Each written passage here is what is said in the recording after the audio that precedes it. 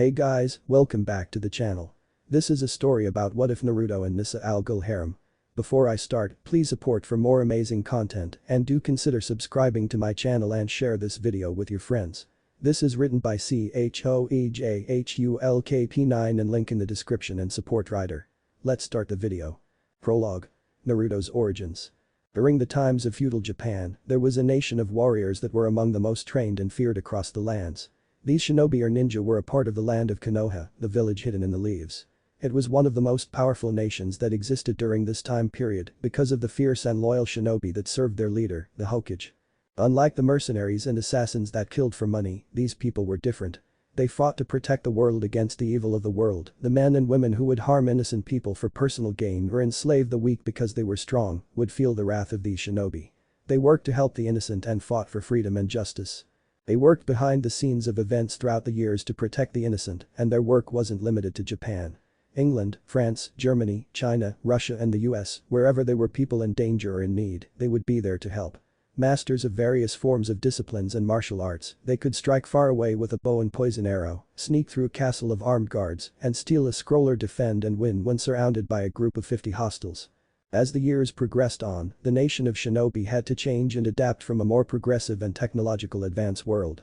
The central location of the nation disappeared, and the large groups of the shinobi moved to different countries to train and combat the growing evil. The advancements in warfare and weapons changed as guns became more powerful, and more shinobi were having difficulties combating the growing power of their enemies. The nation's numbers dwindles over the years, and soon very few remained. But of the few that remained, they were among of the most trained and skilled shinobi that ever existed in the history of the nation. Two the greatest were Minato the Flash Namikaze and Kushina, the Red Death Uzumaki. They were the most powerful and well-trained shinobi that Konoha had ever produced.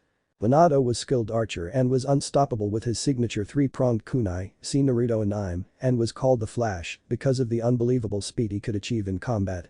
Kushina was famous as the Red Death because the last thing the victim would see would be a flash of red and then death.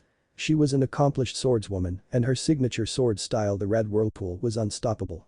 Over the years of their service, the two fell madly in love and knew that they wanted to start a family together, but they had blood on their hands. Granted, the people they killed were bad and the world was better off without them, they knew that they couldn't raise a child like this. So they decided that after their next mission, they would leave the life. And that is what they did. Their mission was to kill the ruthless dictator of Bialia, DC comic country run by ruthless dictator, needed something for the story, and after would create new identities and live a normal life. Little did they know that their last mission would cause problems for them later. After their final missions, Minato and Kushina moved to Happy Harbor in Rhode Island, got married. Both had accumulated funds over the years from the different jobs they had done, but they needed ordinary jobs, so they wouldn't raise suspicion. Minato became a writer to honor his sensei Jiraiya, who was traveling the world as a writer after his retirement. Kushina became a stay-at-home mom, but would occasionally help at the local hospital. With her knowledge of the human anatomy, she helped many people. 1 year after they had moved, Kushina was pregnant with a child, and both of them couldn't have been happier. Both couldn't be happier that they were having a child, and months later they had a new baby boy. They named him Naruto after the main character from Jiraiya's book. They couldn't have been happier but couldn't shake the feeling that Naruto could get hurt or worse. They both then made a promise that day that they would always make sure that Naruto would be safe and would die to protect him. Naruto's childhood was a great one but wasn't exactly normal. He had two formal shinobi as parents, they were very protective of him, whenever he would skin his knee or get a cut they would be there right away. When Naruto turned 2, Minato and Kushina began his training. They knew that if they weren't with him he would need to protect himself from whatever he encountered.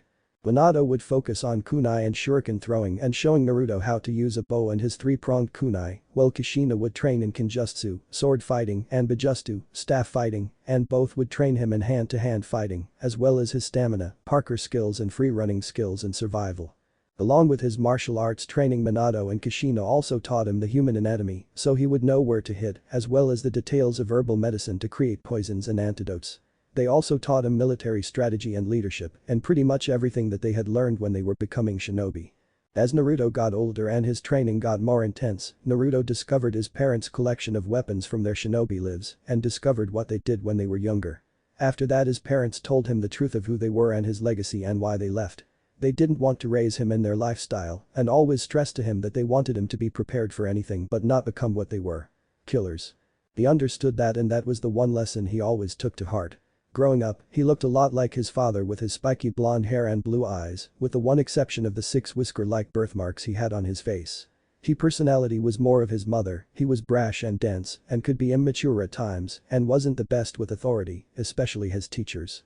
But he also had a big heart and would always help people in need and hated bullies or people who thought they were better than him, which gave the rise to bullies, but with Naruto's training that never was a problem. Naruto was everything Minato and Kushina could have hoped for in a child. He was a pure soul who knew right from wrong and was always willing to help people. They hoped that nothing would tear them away from him, but fate had other plans for them. 3 years after Oliver has been stranded on the island. Ring, ring, ring is what Naruto woke up to at 9 in the morning, his phone going off. He reached his hand over to pick it up and saw that it was his mother.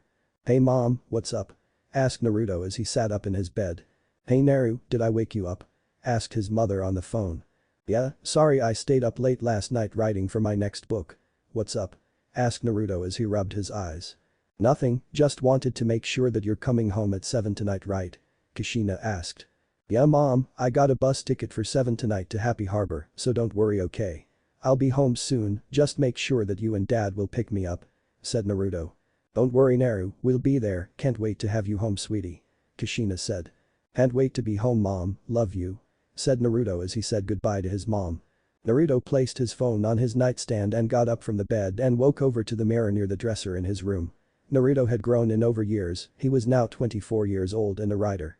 He wanted to be a writer like his father was, and after graduating high school went to college to become a writer, and he was on his way to becoming a best-selling author. He had 1 book out already, and it was doing pretty well considering he just started writing. It was the first in a series of a ninja who fought to protect the world and protect his precious people. The Naruto series was inspired by his parents' adventures when they were younger, with details changed to make it better for a book. His training over the years had strengthened his body and make him into a force to be reckoned with. He stood at a solid 6 feet 1 inch with a solid muscle build that made him intimidating to someone if they pissed him off, but not to the point where he was disgustingly muscular. He was lean yet had enough muscle to be afraid of, tall with a six-pack and scars over his body from the training he had received over the years. His training made him dangerous, but he knew restraint, he knew that he shouldn't use his training unless he had to, or he could really hurt someone. His signature blonde hair was a little longer than normal, his hair in Naruto Shippuden, and his whisker marks were still there, and they added to his charm. He stepped out of the shower and dried himself on and put on his clothes, which consisted of a dark jeans, blue Converse sneakers, an orange undershirt and a black button-up shirt, and his Uzumaki swirl necklace over his neck he got from his parents when he graduated college. He grabbed his overnight bag and slung it over his shoulder and grabbed his keys, making sure that he had everything he needed. Then he noticed he was missing a furry companion. "Kurama, where are you?" Naruto called out as he looked around the room searching for him. "Yip, yip."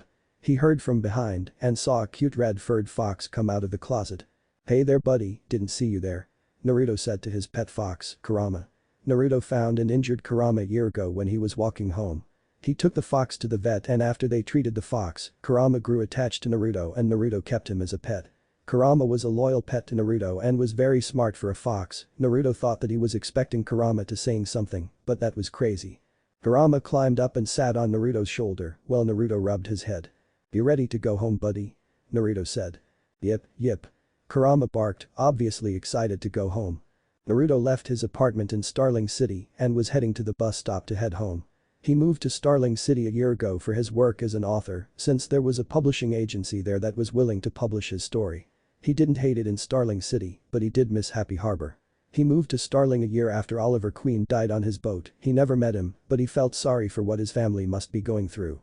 He did meet some good people in the city like Tommy Merlin and Laurel Lance. Tommy was a rich kid but was good once you got to know him, and Laurel was a great person. She was a lawyer who was working for the unfortunate people in the city. She was going through a lot with her boyfriend Oliver dead and her sister dead as well, and when she needed someone Naruto was there as a friend. As Naruto got a cab and was heading to the bus station he looked out and saw the two sides of Starling City. The happy rich, well-off population and then the poor people of the Glades. Naruto wished he could help because he didn't like watching people suffer. He was hoping that if he could get a bestseller he could help the Glades more, but that was for the future to tell. Naruto was on the bus heading home with his iPod headphones and listening to music. He really missed his parents, being the only son of two overprotective parents, he was all that they had, and they were all he had. His parents were sad the day he left for Starling to pursue his writing career, but they couldn't be happier. Naruto woke up a few hours later with Kurama licking his face. Naruto blinked his eyes and said that they were in Happy Harbor. He rubbed Kurama's head, thanking him, grabbed his bag and got off the bus. He stood outside of the station and looked at his watch and saw that it was 7:10 p.m. Thinking his parents would be waiting for them, he was surprised to see them not there. They were always on time, no matter what. He gave them a call, but it was going to voicemail, so he decided to wait and see. 45 minutes passed and Naruto was getting worried. He kept calling, but he only reached voicemail. He got a cab to his house and was hoping that his parents were just busy with dinner or something like that. When he got home, he paid the cab driver and walked up to the house, but he noticed something was off. The lights were off and the front door was slightly open. His parent would never leave the house like that. He put his bag down and grabbed the kunai his parents kept hidden under the mat in case of emergencies and entered the house. He was instantly hit with the smell of blood. Naruto called out for his parents and turned on the light and what he saw killed him inside. He saw blood on the ground with his parents on the ground. They both had knives in their hand but were covered in cuts and wounds and bullet holes. Naruto was frozen in place for a second when he saw his parent there. He then saw his dad move a little and rushed over. "Dad, can you hear me? Don't worry, you're gonna be alright." Naruto ran over to his dad and tried to plug some of the wounds that were bleeding. It must have just happened recently because they were still bleeding. "Naruto," Minato said weakly, "is that you?" Reaching up to grab his son's hand. "Yeah dad, it's me, don't worry, you and mom and gonna be alright," Naruto said while reaching for his phone and then calling the police. "Naruto, it's too late," said his mother weakly, obviously trying to stay awake despite the amount of blood she lost.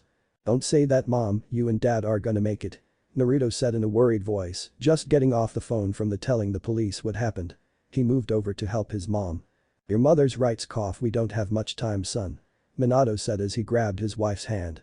"No please don't, you guys can't leave, I need you," Naruto said while tears fell from his head. "It's okay Naruto, it's okay sweetie, don't cry," Kushina said while holding on to Naruto's hand. "We're just glad we got to see you before we die." Naruto coughed. "Know that we will always be with you and you will go on to do great things," Minato said while coughing up blood. "Kushina and I have done things that we are not proud of, I guess they came back for us. Cough cough, but know this, out of every horrible thing we have done, we were able to give the world one great thing.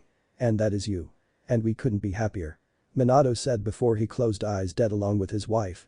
They died in their son's arms holding hands with smiles on their faces, knowing that their son was still alive and that he would live. Naruto was crying his eyes out as he held his mom and dad in his arms, hoping that this was just a bad dream. The police came into the house seeing Naruto crying, holding his parents with his pet fox next to him. A month later, there was a funeral service for Naruto's parents. The local people who knew Naruto's family was there to offer their condolences to him, as well as Tommy and Laurel, who came from Starling City to be there for their friend. Laurel had her hand in Naruto's and Tommy his hand on Naruto's shoulder, both of them there for their friend who needed them. For weeks after the service, Naruto was a wreck. He was back in Starling City but refused to write. He would spend his entire nights drinking to dull the pain away and get in fights with people who pissed him off. He ended up putting 3 guys in the hospital after one altercation. The police would have pressed charged, but Detective Lance knew was Naruto was going through and cut him some slack. Naruto seemed to give up hope until he received a package in the mail. It was a video that would be sent to him if his parents died. The video was made by his parents ago. They wanted to be prepared should something happen. "Naruto, if you're watching this then we're dead. We can't imagine how you must be feeling with us not longer alive." Naruto just watched his parents trying to finish the message without crying. "We want you to know son, that we couldn't be more proud of who you've become. We both know that you will go on to do great things and help change the world without blood on your hands like us. But we want you to know that no matter what happens, we will always love you and never forget what we taught. The world isn't perfect, but you have to make it worth fighting for. We love you son." The message stopped after that. Naruto was crying from the message his parents left him, knowing that they were right, he should be trying to make a real difference. Attached to the note and video were also coordinated and a key. He followed the coordinates and it led him to an old house that his parents keep paying for. When he entered the house he saw that it was small and empty except for one closet. He used the key on the door and when he unlocked it was an armory filled with his parents' old weapons from when they were ninjas. Swords lined the walls, shuriken and kunai were stacked together and his father's signature 3-pronged kunai and his mother's sword were together on a pile near a set of clothes. It was a black outfit consisting of a hoodie-like top and black pants, similar to what his parents wore but more modernized. On the note said for when you find something worth fighting for. As he was reading the note there was a computer on a desk that was flashing. Kurama, who was with Naruto saw it and jumped on the chair and barked. This got Naruto's attention. He went over and turned the computer on and it was receiving a message. When he looked at it he saw that it was the same date that his parents were killed. He clicked play and was shocked at what he heard. The Great Flash and Red Death, your reputation precedes you, but you never faced someone like me. Someone was saying in an Australian New Zealandish accent. Naruto's eyes widened, his parents were recording the voice of their killer and sent it to this computer, hoping that I would activate it. Whoever sent you, we've been out of the game for years, we don't want trouble. Minato shouted, sounding injured. Someone from Bialia made it personal when they hire me to kill you too, you must have pissed someone off big time. The mystery attacker said. It doesn't matter what you do to us, just know that you opened a world of pain on you and your employer, mercenary. His mother said. I'm looking forward to it, believe this was nothing personal, just business. The killer said before two gunshots rang out and ending the recorded message. Naruto stood there for a second letting the information soak in, a mercenary, hired by someone from Bialia, killed his parents, and it was personal. To him. Naruto's hands tightened into fists and some knuckles in his hand cracked. He walked over the pair of clothes his parents left him. His mother was right, that mercenary had just opened a world of pain, and it was coming for him. That day, the kitsune was born. Introduction, see beginning sequence of City of Heroes to understand it. Previously on Arrow. If I only knew how you were spending your nights, Malcolm.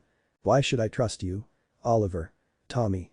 I thought it was past time we talked. Oliver said. About what? You being a serial killer, Tommy. Let's start with Laurel since you're still in love with her. Oh, so are you T. Lord knows I'm guilty of a lot of things between us, but not you and her. She chose you. Oh. My name is Morat Earden Queen. I'm CEO of Queen Consolidated. I have been complicit in an undertaking with one horrible purpose to destroy the Glades and everyone in it. But you need to know that the architect of this nightmare is Malcolm Merlin. Mora said with a heavy heart to the media. You can't beat me, Oliver, because you don't know in your heart what you're fighting for. Said Malcolm. Is Laurel safe? Asked Tommy. Yeah, you saved her. Oliver responded. Tommy's head starts to fall as he dies while Oliver reaches for his friend. No, Tommy, it should have been me. 2 months after the undertaking. Naruto stared out of the window of the plane as it landed at Starling International Airport. He had been away from 2.5 years after he heard about a notorious Bialian weapons dealer who was captured by Interpol.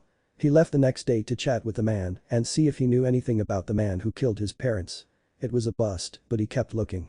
After he learned about what his parents left him and received the video file on his parents' killer, Naruto committed himself to honoring his parents' memory and dying wish that he would use his skills to fight and bring his parents' killer to justice and to help people in need like his parents did years ago.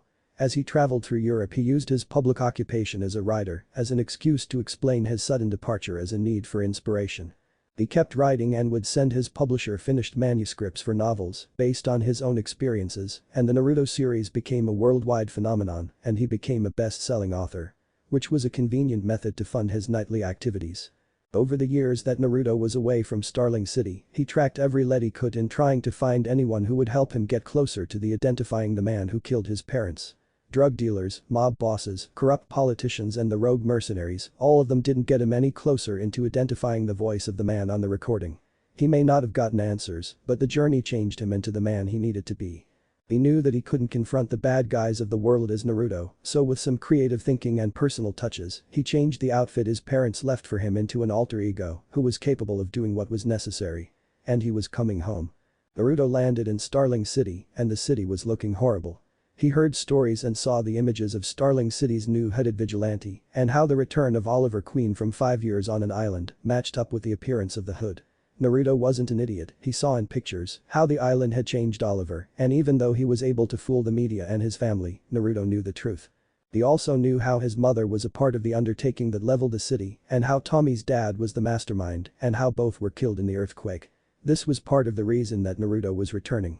Tommy was having a memorial service and he knew that just like Laurel was there for him, he needed to be there for her. The ceremony was hard for everyone, especially Laurel. She was glad her friend was back, but the bad outweighed the good. Her boyfriend Tommy was dead, Oliver had left, Mora was in jail, and half the city was demolished. Naruto was there as a shoulder to cry on and she did. That day was a sad one for Naruto as well, he lost a really good friend and he wasn't even there to say goodbye before he died. Naruto comforted Laurel for days after the funeral, listening to her, comforting her, making sure she was okay, but soon his grief turned into determination as she used it as a means to drive her work. And that was to put the hood behind bars for the cause of Tommy's death and the hundred of people who lost their lives in the Glades. Naruto used this as a time to change as well. Even though he didn't agree with Oliver's methods of killing, he knew that what Oliver was doing helped the city. He made the people feel safe and punished the wicked, and with him gone, Starling City needed someone more than ever. So they were getting both. Naruto had amassed a substantial amount of money from his best-selling books, and he would keep writing so that he could donate money to the hospitals and charities and organizations that were helping people devastated by the quake. To the public, Naruto Uzumaki Namikaze was a godsend to the people of the Glades. But he knew he needed to do more. Crime was up for the city, and the police were too short-staffed and overloaded to deal with everyone. The city needed a new protector, and with the hood gone, the kitsune took his place. The start of Season 2. A male figure was running through a forest. He was running in a manner that didn't seem to suggest that he was running away from something, but rather to something. Soon the figure passed through a bush to reveal Oliver Queen, Starling City's vigilante, staring at the sky as a plane flew overhead. He narrowed his eyes at the plane and ran toward it. The plane flew through some cloud and appeared clearer as a small two-engine plane that had seen better days and had a Chinese pilot with a blonde-haired woman with glasses in the passenger seat. For the characters that speak a different language, I'm just say speaking Chinese or whatever language. Speaking Chinese. The pilot was talking as the blonde-haired woman had her eyes shut tight, obviously afraid of where she was right now. Then a tall African-American man, John Diggle, came up to the cockpit. "Felicity, if you're so scared, why did you insist on sitting up front? It was the only seat with a seatbelt." Felicity Smoke said frantically. "Which will come in handy when we hit the water at 180 miles an hour. Diggle said, and then Felicity looked at him scared. "Which will not happen." The pilot looked out to the horizon and spoke to them, which drew their attention to the large figure coming up. "I think that means we're here," Diggle said. The clouds cleared up showing the island of Lianyu where Oliver was stranded for 5 years. "Lianyu," Felicity said, looking back to Diggle who was near the door of the plane. "But you said the parachutes were just in case." "Yeah, just in case we made it here, come on," Diggle told her as he was fastening the parachute to his back. "No," Felicity said seriously. The door of the plane opened to show a frightened Felicity strapped to Diggle with the parachute. "All right Felicity, on 3, ready, 1. He yelled as he jumped and Felicity screamed as they parachuted down to Lianyu. When they hit the beach, Diggle was packing the parachute while Felicity was throwing up. "Thanks for waiting until we touched down," he told her. "My pleasure," she replied as she wiped the vomit of her lips. "Let's move," Diggle said as he and Felicity left the beach, not before noticing the strange black and orange mask with an arrow through the eye hole on a wooden post. Diggle and Felicity walked through the forest until Diggle shushed them, both thinking he heard something but continued on until Felicity stepped forward and heard a click and stopped. "Dig," she said as Diggle turned and saw her foot on something. She looked frightened, Diggle motioned her not to move and he got a knife out and inspected what she was sitting on. "It's a landmine. I'm gonna try and disarm it," Diggle said to her. "You can't." They both heard and turned and saw Oliver in a tree, shirtless holding a boy and arrow. "Diggle, back away." "Felicity, don't move," he told them as he shot an arrow into a tree to use as a swing. He swung one-handed and scooped Felicity off the mine as it blew up. "Odd, you're really sweaty," Felicity said to Oliver. "You're a hard man to find," Oliver heard Diggle say to him. "You shouldn't have come here," Oliver told them. Line break. Olive led Diggle and Felicity into the remains of a downed airplane overrun with shrubbery, which was where he was living on the island. "Would have emailed, but this isn't exactly an Wi-Fi hotspot," Diggle said. "Is this where you lived when you were here? I mean the first time you were here?" Felicity asked. "For some of it," Oliver responded while putting on a gray shirt. "Could you at least pretend like you're happy to see us? Dig and I spent weeks tracking you down. We've traveled halfway across the world. And this morning we flew in a plane so old, I'm pretty sure I was safer once I jumped out of it. You could at least offer us a water.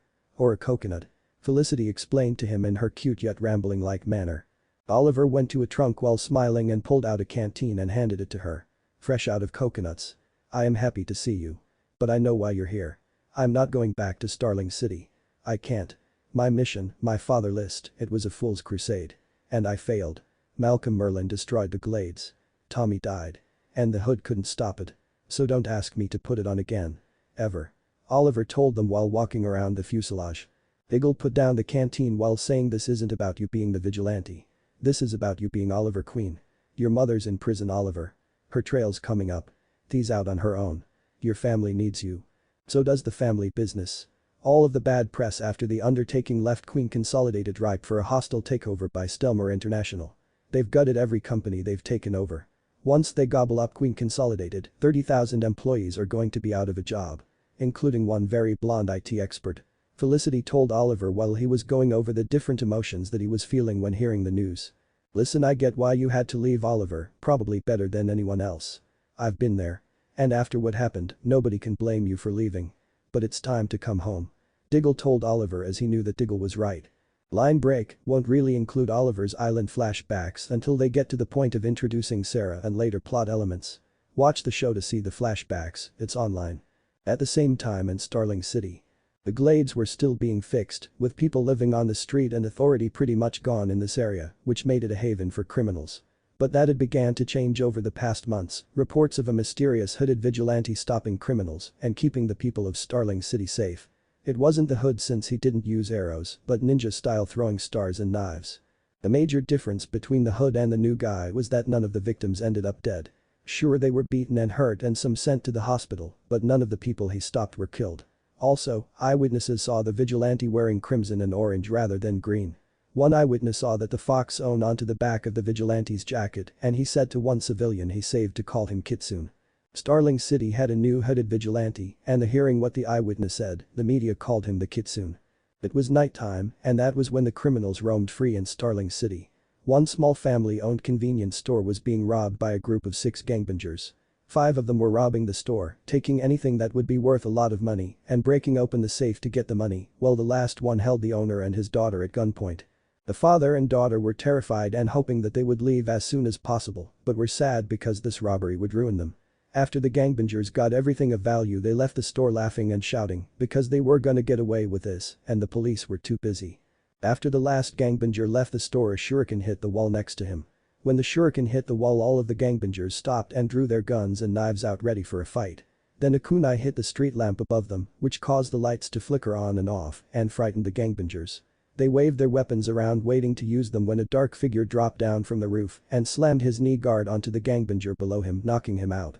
He then leg swept the second gangbanger and knocked out the third member with a solid punch to the face. He then took out a katana and sliced the knife of the fourth member in half, then using the Uzumaki sword style, he sliced several different arties on the gangbangers, which caused them all to fall down and pass out but not die. The whole fight took less than 10 seconds, and when it was over, all of the gangbangers were down on the ground, knocked out.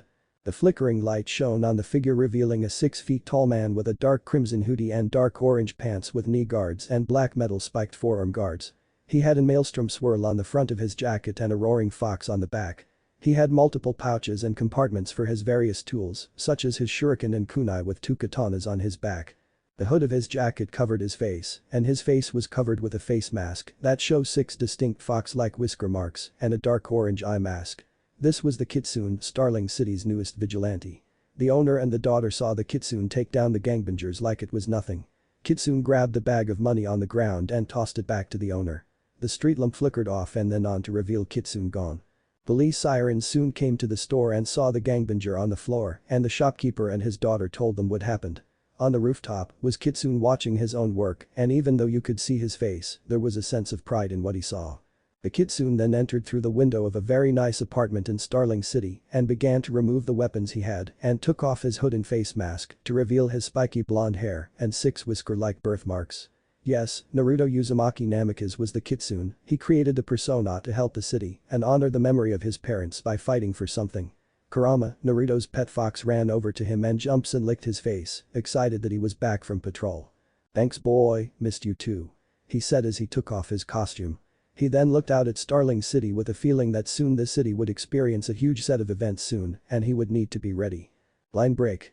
Oliver had returned to Starling City. The billboard for Starling City was spray painted to say Scar City, representing how the city fell after the undertaking. Diggle, Felicity and Oliver were in a car driving through the city as Oliver saw the families living in tents on the streets because they lost their homes. Oliver looked out the car window seeing people living on the streets, families and friends, setting up memorials for loved ones lost in the quake and the devastation that the undertaking had caused. As they were driving, he saw some pictures of foxes spray painted on posters with the word Kitsune next to it and signs that said "Vote for blood now." "Whose blood?" Oliver asked. "An alderman from the glades trying to save the city. Fill our shoes," Diggle responded. He also noticed the Kitsune riding in the street and knew Oliver would want to know about that too. As for the foxes drawn in the streets, it's in honor of the glade's newest protector. A new hooded vigilante who's been protecting the city a month or 2 after you left. He's part of the reason the city isn't in worse shape. Felicity gave Oliver some files. "Here's everything on Stelmer International." Oliver took the file and opened it. The vice president of acquisitions is a woman named Isabel Rachev. She looks angry in every photo. "So where to?" "Office?" Ghul asked. "Home. I want to check in on Thee." Oliver responded. She's not at your house, Oliver," Felicity told him. "Where is she?" In Oliver's club Verdant, Thea was with Roy Harper, her boyfriend, getting intimate. They stopped when Roy groaned in pain and Thea lifted his shirt to reveal bruising on his side. "You have got to be kidding me." Thea shouted and she pushed him away and walked downstairs. "Come on. I don't want to fight," Roy said as he went after her. "Clearly you do, since you keep taking on every street corner drug dealer that you can get your fists on," Thea said in an annoyed tone. "It's not like that. The Glades are still pretty bad out there," Roy said. "I know. But you already managed to save a busload of people and managed not to get buried alive," she said. "I mean, how much more of a hero do you need to be? It's like you have a death wish. And guess what, it's going to come true." "Yeah, well, Kitson isn't the only who's trying to do something standing up for what's right like he did," Roy told her. "The Hood?" Thea said with an amused look. "Who hasn't been seen since the earthquake, which means he did get buried alive and isn't coming back." "I'm back," said Oliver and he walked into his club to greet his sister. "Ollie, you're back, I missed you," Thea said when she hugged him. "You remember my friend Roy?" "Still here, huh?" Oliver said as he shook Roy's hand. "Always," Roy responded. Oliver and Thea walked to the counter of the bar where he learned that Thea was in charge. She seemed very well put together and happy than last year. Though she still hadn't made it to Iron Heights to see her mother. Oliver turns to the TV to see an anchorwoman talking about the Star Labs particle accelerator. Then switches to news about him return to the city. They also bring up images and news about the Relief Fund Gala tonight for the Glades and mentions a very famous Starling City resident. In other news, tonight in Starling City is the Relief Fund Charity Gala for the victims who were ravaged by the earthquake. Among the guest list are some of Star City's top business players and our local celebrity writer Naruto Uzumaki. The Starling City award-winning, best-selling author who is known for his generous contributions to Starling City's residents will be at the gala to help raise money for the city," said the anchorwoman on the TV. Oliver had heard of Naruto as a great writer and had read some of his work, but what drew Oliver's attention was the photo they showed, which was of Naruto and Laurel rather close, which made Oliver feel uneasy. Line break. At the gala was Starling City's rich and privileged high society residents at the gala drinking champagne and talking with press. One conversation that was interesting was between the mayor of Starling and the assistant DA. "Wasn't our country founded on a brand of vigilantism, Mr. Donner? The revolutionaries in the Boston Tea Party were certainly choosing justice over law," said the mayor to the assistant DA, Mr. Donner. "I'd hardly compare our founding fathers to the Hood, Mr. Mayor, or these twisted copycats and Dikitsune who have risen in his wake," Mr. Donner told the mayor while the mayor needed help in the conversation. Laura Lance, in a beautiful orange dress, came down the stairs as the mayor asked her opinion on the vigilantes. "I'd be foolish to disagree with my new boss," she said as Mr. Donner said hello. "You wouldn't be trying to drag my date into one of your endless vigilante chats, now would you, Mr. Mayor?" spoke a figure that had all three of them turn their heads to greet Naruto Uzumaki. He was walking down the stairs in a very fancy black Armani suit with a dark orange vest and his spiky blonde hair slicked up a bit to make him look more dashing. Laurel smiled as she saw her friend stop the mayor from dragging her into more conversations about the vigilantes. She reached out and hooked her arm into his. "Do you not like vigilantes, Mr. Uzumaki, after all you write about them in your novels?" said the mayor to Naruto.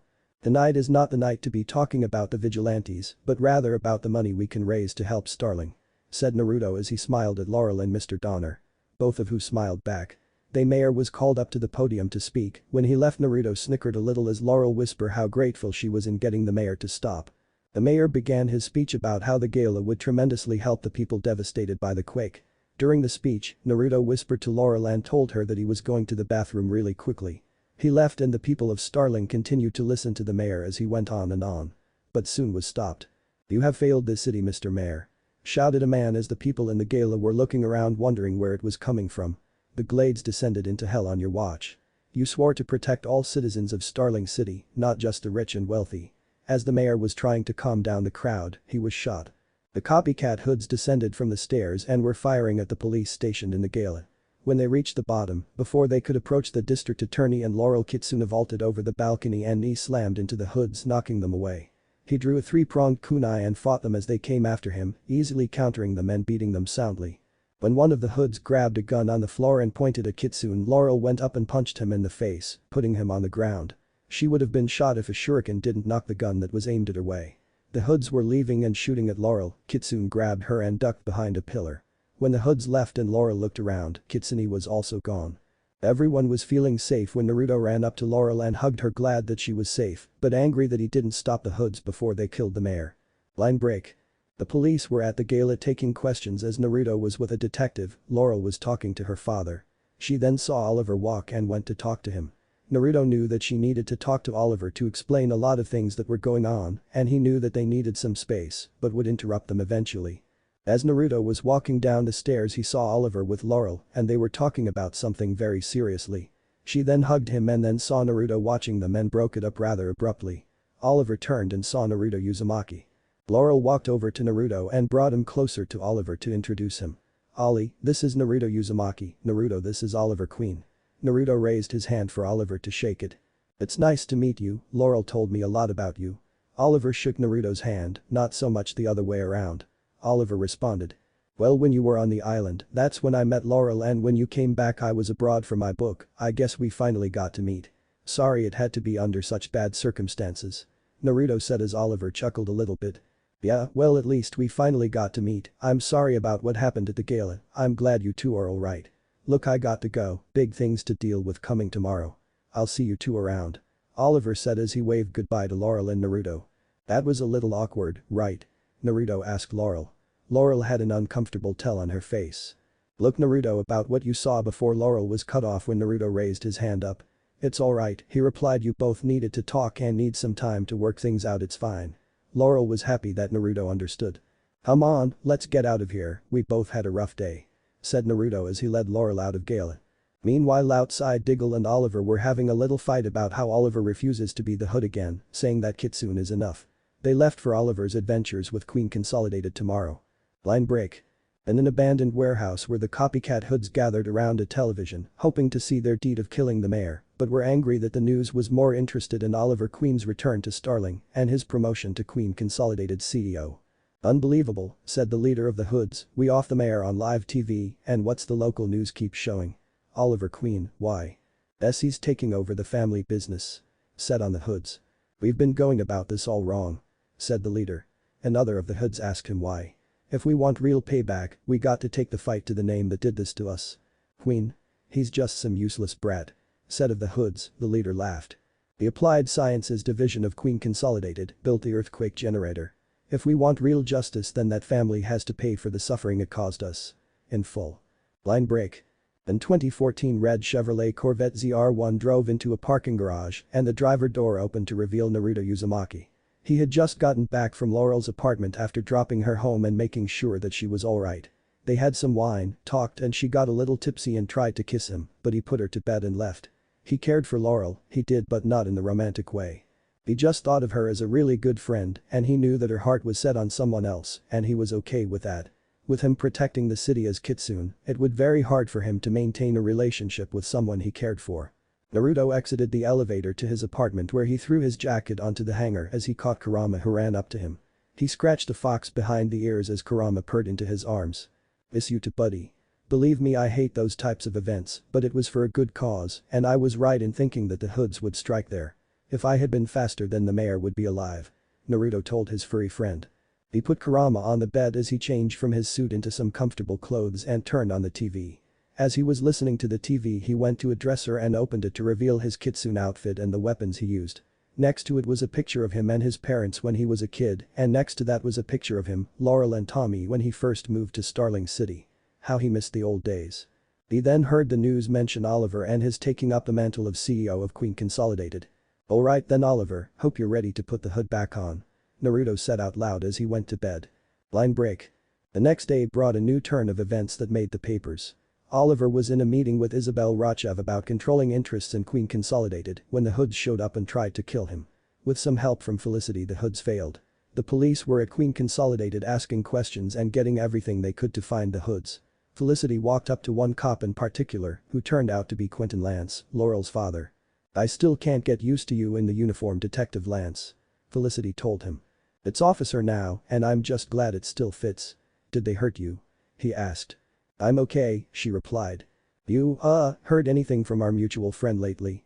Detective Lance asked her in a hushed tone. Nope. In fact, I keep waiting for him to show up. She told him. What about Kitsune, any news on him? He said. Sorry detective, guess I not the vigilante beacon I once was. She said.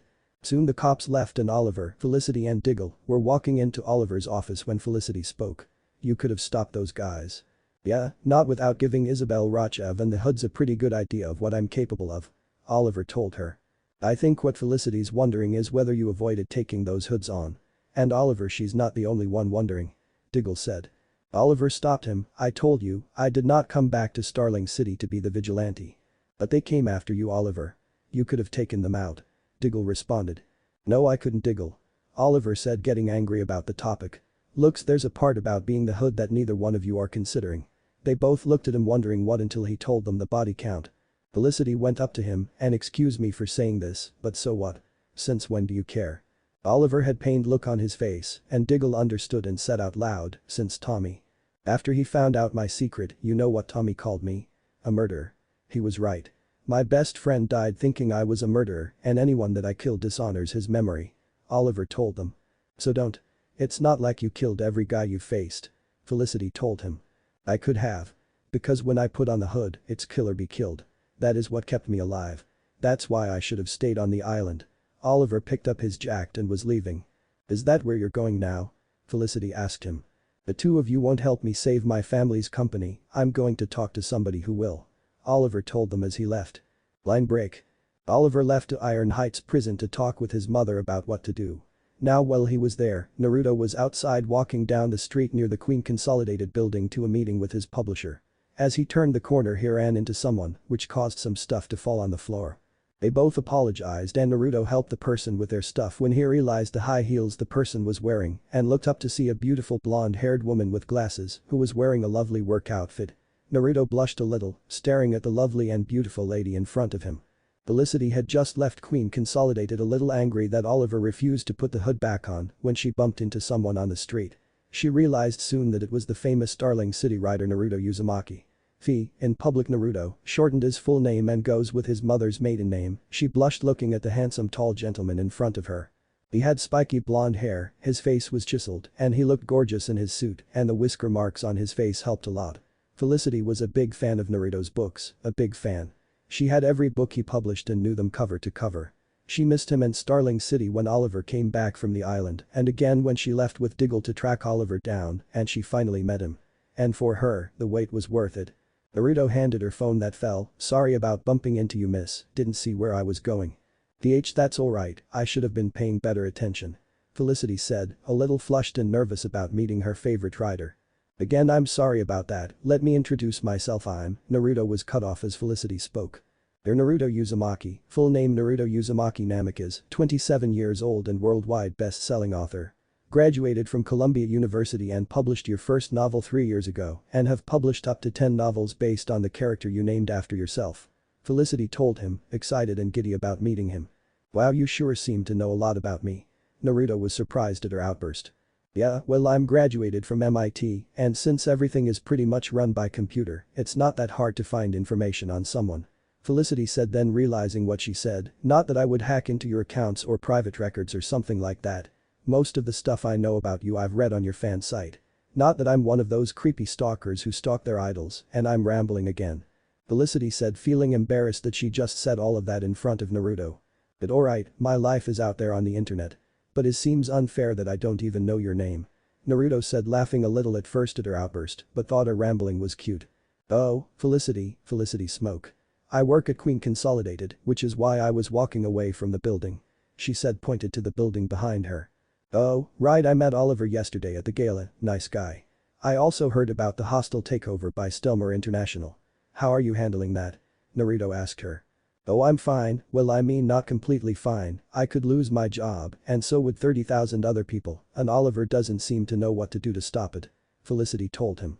I wouldn't worry about that, from what I saw about Oliver, I'm sure he'll think of something. Look Felicity I gotta run, I have a meeting with my publisher about my new book, but it was nice talking to you. If you want to get together for some coffee sometime, here's my card. Naruto said as he handed her his business card with his phone number on it. Right, so I will call you later. Felicity said. It was a pleasure meeting you, Felicity. Naruto said to her as he picked up her hand and kissed it like a gentleman would at a fancy gala or event. He then left around the corner, but not before he heard Felicity scream in excitement. Line break. Police cars and cops were advertent because the hoods crashed the club looking for Oliver, but instead took the queen hostage. Oliver had come back from seeing his mom and was angry and ready to get his sister back. He motioned Felicity and Diggle to the basement where his arrow cave was. I've made a few improvements down here. Felicity told Oliver as they were walking into the arrow cave. She went over to the light switch just in case, you decided to come back. She turned them on to reveal a completely clean and redesigned base, much better than what Oliver had used last year. High-tech computers were at the main desk, desks with medical and forgery equipment and cases for Oliver's arrow, and his outfit was on a dress mannequin. Oliver was surprised to see the changes. He turned to Felicity with a smile, then said, "We need to find these guys." As he and the others moved to the computers. "I've been trying ever since you got back. I'd figure you come around eventually." Pointing at the salmon roe bar, "I kept that. I liked watching you do that." These boyfriends said one of them was missing a part of his hand. Maybe a veteran. Check hospital records, any males that have had surgical amputations on their extremities. Oliver told her. Felicity was typing on her computer, cross-checking by race and age. Got one. Jeff DeVoe. African American, late 30s. Ex-Marine. Lost his hand in the earthquake. Says here that he and his wife were trying to escape across the 52nd Street Bridge when it collapsed. She didn't make it. Phone records, please. I want to know who he's been in contact with. Oliver said as he went to a case holding his arrows. Felicity typed on the computer, he's made a lot of calls to a church in the Glades. Something called Standing Strong. It's a support group for people who lost loved ones in the quake. Great place to meet 3 other guys as angry as you, looking for a little payback. Diggle said. Oliver nodded, get me an address, please. Diggle nodded at Felicity who got up and went to a case on a desk. You're gonna need this. I had it custom made. She said as she opened it to reveal a custom Anita Kestrel compound bow. Oliver picked it up as she asked him how it was, and he said it was perfect. You were right, once I signed on, I stopped thinking about all of the bodies you dropped. Because I knew that being the hood meant occasionally being a killer. Maybe there's another way. Felicity told Oliver as he went to the display case holding his hood. They have my sister. What other way is there? Oliver said in a serious tone. Line break. Naruto was in his apartment on his computer, with the television on simultaneously writing for his book but searching databases for other leads on his parents' killer. He was also thinking about Felicity, the girl he met earlier in the day. He knew that she was the one helping Oliver as the hood, she was smart and beautiful, and Naruto couldn't stop thinking about her. Kurama was on the bed, watching the TV until he barked because he saw something on screen. His bark drew Naruto's attention to the news, which showed that Oliver's sister was kidnapped by the hoods. Naruto knew Oliver was gonna go after them, and this would be the perfect opportunity for the hood to meet the kitsune. Naruto went over to the dresser to get suited up. Okay Oliver, let's see how you do. He said as he put on his jacket. A minute later, a dark orange Kawasaki Ninja motorcycle was driving down the street with the kitsune driving. Line break. In the abandoned church that helped people who lost people in the quake were the hoods and Thea as a hostage. Thea was frightened beyond belief as the hoods came back. The hoods began to discuss what to do with her when the leader spoke. She's seen our faces. Said the leader. Look, offing Oliver Queen is one thing, but his sister, she's not that much older than my sister was when she was killed in the earthquake. Said of the goons. Their sister wasn't killed, she was murdered by her mother. What we're doing here is justice, which makes us the heroes. Said the leader. She didn't kill anybody. Thea said. My mother didn't kill anyone. Malcolm Merlin destroyed the Glades. Merlin killed my father, she thought he'd killed my brother too. She was afraid of him. She must have been so afraid. The leader grabbed his handgun and cocked it. Just like my wife when our house collapsed on top of her. He raised it to shoot her, but an arrow knocked it out of his hand. Get away from her. Oliver, dressed as the hood, said with his voice disguiser on. The other hoods fired their guns at his position, but he ran away. The hood spread out searching for him when Oliver came up to one, twisted his arm and punched him 4 times in the face with his bow. He turned and shot an arrow, knocking the gun out of the hands of one of the hoods. The other shot at him but Oliver took cover. The hood ran out of bullets, so he ran at Oliver to fist fight him, but that failed as Oliver knocked him out and used his bow to smack the other in the face. He saw the leader taking Thea away, but while he was looking, the first hood he attacked grabbed his gun and would have shot him, but a sword sliced the gun in 2. This drew Oliver's attention as he saw for the first time the kitsune take out the last hood copycat. The kitsune looked to Oliver and then to Thea and said, "Go help the girl, I'll take care of this." Oliver didn't trust Kitsune, but had no choice as he ran to the. Naruto gathered the copycats and tied them up as he saw Oliver shoot an arrow at the leader knocking over a ledge, but caught him before he could fall. Naruto smiled under his mask because Oliver chose to not kill him. Oliver picked the leader up over the edge, pulled out the arrow, but knocked him out. When he turned around he saw the other copycats tied up, but Kitsune gone. Line break. Office Lance had just finished giving a speedy driver a ticket when he walked to his police car, but stopped when he saw 4 guys in hoodies handcuffed to a fence, alive and struggling to get out. He drew his gun as the hoods stepped into view. "Do you know who they are?" he asked Officer Lance. "I think the hoods give me a pretty good idea," he replied. "Bring them in." He told Lance. "Where have you been? Typically when I bring in guys you've gone after they're a little more dead," Lance asked. "I'm trying another way," Oliver told him as he fired a grapple arrow and grappled away. Oliver was running across the rooftops when a shuriken hit the wall next to him, causing him to stop and draw an arrow ready to fire. He aimed at a Kitsune who came into view. "Finally we meet, welcome back to Starling City," Kitsune said to the hood. "What do you want?" Oliver asked as he was ready to fire. "Just a moment of your time, Hood, or would you like me to address you by your real name, Mr. Queen?" Kitsune said as Oliver's eyes widened that someone knew who he was. "Don't worry, your secret's safe with me. I just wanted to congratulate you on stopping your copycats without killing. Now with you back in the city, Starling City will feel safer," Kitsune told him as he began to walk away. "What are you doing in Starling City and why did you help me?" Oliver asked, not dropping his aim. "You're not the only one who wants to make a difference. So long as you don't kill, I'll be there to help," Kitsune told him as he walked to the edge of the roof. "By the way, a bit of friendly advice, one hero to another, change the name," he said as he flipped off the roof.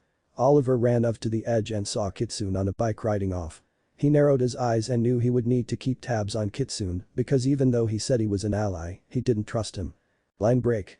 Naruto was out on patrol and was fairly happy. He helped Oliver save his sister while telling him in his own way that he was here to help.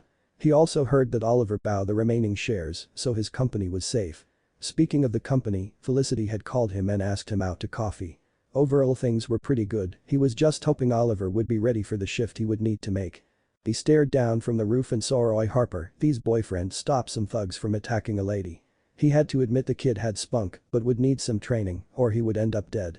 Naruto was about to intervene when a blonde woman in a black outfit carrying a bow staff jumped in and fought the thugs.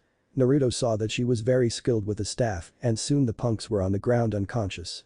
As she left, Naruto thought to himself that things were about to get interesting. Line break. Ghul was in the arrow cave as Oliver and Felicity walked in. "Well, it looks like Starling City is back down to only 2 men in hoods. And the 3 of us are back in the archery business," Felicity said. "Not just us, Kitsune too," Oliver said as Felicity and Ghul looked at him weird. "He knows who I am." "Oh my god, then what do we do?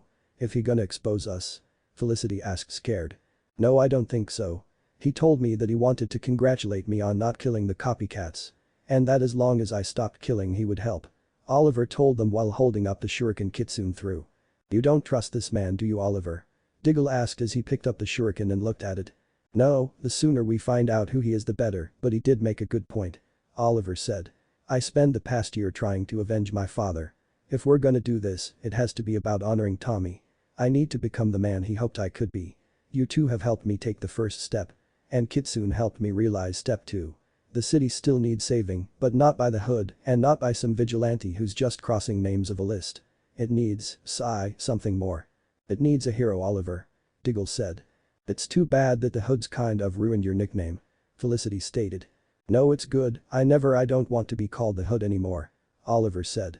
"Okay, so what do you want to be called?" Ghul asked. Oliver looked at the arrow tip he had in his hands and smiled at the name he had for himself. End of chapter 1. My name is Oliver Queen. After 5 years trapped on a hellish island, I have come home with only one goal: to save my city.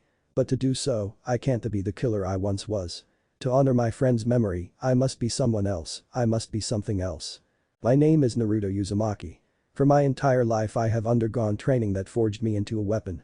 After my parents died, they wanted me to use my gifts to change the world and find something worth fighting for. And I have, to honor their memory, I have become Kitsune. And I will defend Starling City and keep the innocent safe, but my parents' killer is still out there, and as long as he still breathes free air, I will not stop until he is brought to justice. And no one will get in my way." Oliver was in the arrow cave training to get ready to be the hero that Starling City needed. The only problem was that he didn't really know where to start. Meanwhile, a FEMA truck carrying medicine for the hospital in the Glades was driving when 3 motorcycles came out of nowhere. The drivers knew they were gonna get hijacked, so they called it in. "This is FEMA truck 52. We're being pursued by 3 armed bikers heading south on 3rd Street, requesting immediate assistance," said the driver over the police radio.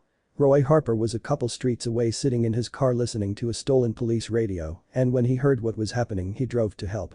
Roy was driving head-on to the truck and the 3 cyclists. He drove in the path of one motorcycle, which caused the driver to veer off and hit a parked car. The other 2 cyclists stopped and drove at Roy. Roy turned around and was heading to the cyclists head-on again. One of the cyclists drew a gun and fired at Roy. While not hitting him, the bullets did hit the tire, which caused him to crash off the road. But before he did, Kitsune drove up in his dark orange Kawasaki Ninja motorcycle and knocked the second cyclist off the bike, saving Roy. The second cyclist got off the bike and shot at Naruto, but he threw a kunai at him, which knocked the gun away. Then he ran up to the cyclists and engaged in hand-to-hand combat and then grabbed his head and knee slammed him, knocking him out. Meanwhile, the truck carrying the medicine that got away was driving ahead when a woman in black with white hair twirling a knife in her hands stepped out into the road. She then threw 2 knives through the truck window, killing the 2 truck drivers.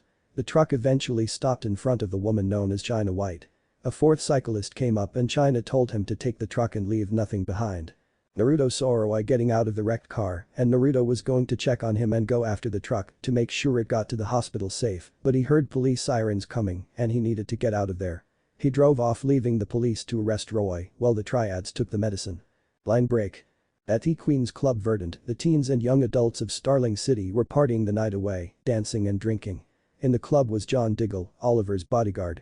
Oliver had come up from the cave from training and went to Diggle. "We're going to need more sparring dummies," Oliver told Diggle. "I'll start ordering them in bulk." "This mean you're ready to launch Crusade 2.0? Diggle asked. "I'm ready, I just don't know where to begin. Last year I had the list.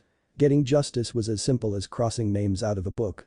I don't know how Kitsune does it," Oliver told him. "I'm sure he has a way. This is Starling City. You don't need to look far to find someone engaged in illegal activity. Yesterday Big Belly Burger was robbed," Diggle said. "Was Carly there? Is she okay?" Oliver asked, concerned. "Yeah, she was it was her day off," Diggle replied but looked uncomfortable answering. "Good. Well, the 3 of us should get dinner. I haven't seen her since I got back," Oliver said. "Why the sudden interest in my love life?" Diggle asked. "If it's important to you, then it's important to me," Oliver responded as Thea came up to her brother. "Hey, I didn't see you come in," Thea said. "I had a secret entrance installed when I ran the club," Oliver told her while she looked at him weird. "Kidding," he said. Thea's phone rang and she answered it, annoyed that it was the police telling her that Roy was at the police station. Line break. Naruto walked through the front door of the Starling police station to pick Laurel up and drop her off at home. She needed a ride since her car was in the shop and Naruto said he would pick her up. While he was walking through the station, he was thinking about the Eric on the FEMA truck.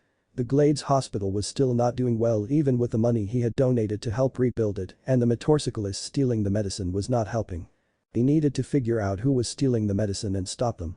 Maybe Oliver would help him dig up some leads. As he turned the corner he saw Laurel talking to Oliver about Thea's boyfriend Roy. "Ask him if he knows anything about the vigilante. Roy has obviously forged some sort of connection to him. Maybe it goes both ways," Laurel asked Oliver. "Doesn't sound like the vigilante to have a groupie," Oliver told her. "That's just it, we don't know anything about the vigilante. Except for that every time he shows up, all hell breaks loose. It has to stop Ollie, he has to be stopped," Laurel told him. Laurel walked away and went to grab her stuff that she left in the interrogation room when Naruto walked in. "Hey, hope I'm not too late?" asked Naruto, surprising Laurel. "No, just in time, I'm ready, let's go," Laurel told him as she grabbed her coat and left with Naruto. As they were walking out of the precinct, Naruto decided to break the silence. "So Laurel, what was going on with Oliver and Thea's boyfriend back there? He seemed pretty beat up," Naruto asked, sound curious, but knew what was going on. "Well, it turns out that Roy was playing HUD Jr. and totaled a car in an attempt to stop some robbers. I asked Oliver to see if he can get any info out of Roy about the hood. If he can, then we are one step closer into stopping the hood permanently," Laurel said with determination. "Wow, Laurel, it seems your time with the vigilante response team definitely has changed you," Naruto said, a little scared at how serious Laurel got. "What do you mean?" she asked. "Well, the Laurel I remember a few years ago was never this scary, determined at times but never scary," Naruto said. Well, I guess times change, and I got tired of not acting enough. Laurel said while in her mind trying to find a way to change the subject to the news of Naruto with Felicity. So Naruto, want to tell me about the picture in the news with you and Felicity Smoke? Laurel said with a happy glint that she shifted the conversation. Well, what are you talking about, Laurel? Naruto said a little panicked that this would lead into some awkward territory. Oh please, the picture is all over the celebrity news. And I'm glad, I think it's about time you got out there. I mean, don't get me wrong, all of the dates to galas and book signings has been great, but you need a girlfriend, Naruto, and I don't want to be the friend you take to events because you can't get a red date. Laurel said, laughing a little bit. Okay, I get it, don't worry about that, I'm meeting her for coffee tomorrow, so stop pestering. What you do have to worry about is me leaving with you. He said as he ran to his car, threatening to leave her stranded. Hey, no fair, you said you drive me. Laurel screamed as she raced after him. Line break. Same time Laurel and Naruto were talking. After hearing what Laurel said about Roy getting into trouble to fight crime, Oliver knew he needed to speak to Roy. He turned to Thea and said, Thea, can you ask Mr. Diggle to bring the car around please? Beside knowing that Oliver was about to chew Roy up, I'll always think of you fondly. She said to Roy as she left. Save the speeches. Your ex-girlfriend already laid one on me. Still, no effect. Roy said to Oliver. I used to be a lot like you, Roy. Oliver told him. I doubt that. I spend more time in the back of cop cars than limos, so Roy was walking away when Oliver grabbed Roy's arm and held it tightly, causing Roy groan in discomfort a little. The world doesn't seem to work anymore. It broke a long time ago, but it was like you were the only one who noticed. That makes you angry. And you're afraid that that anger is going to burn you up inside if you have to live in the world 1 second longer, knowing that you could do something to fix it.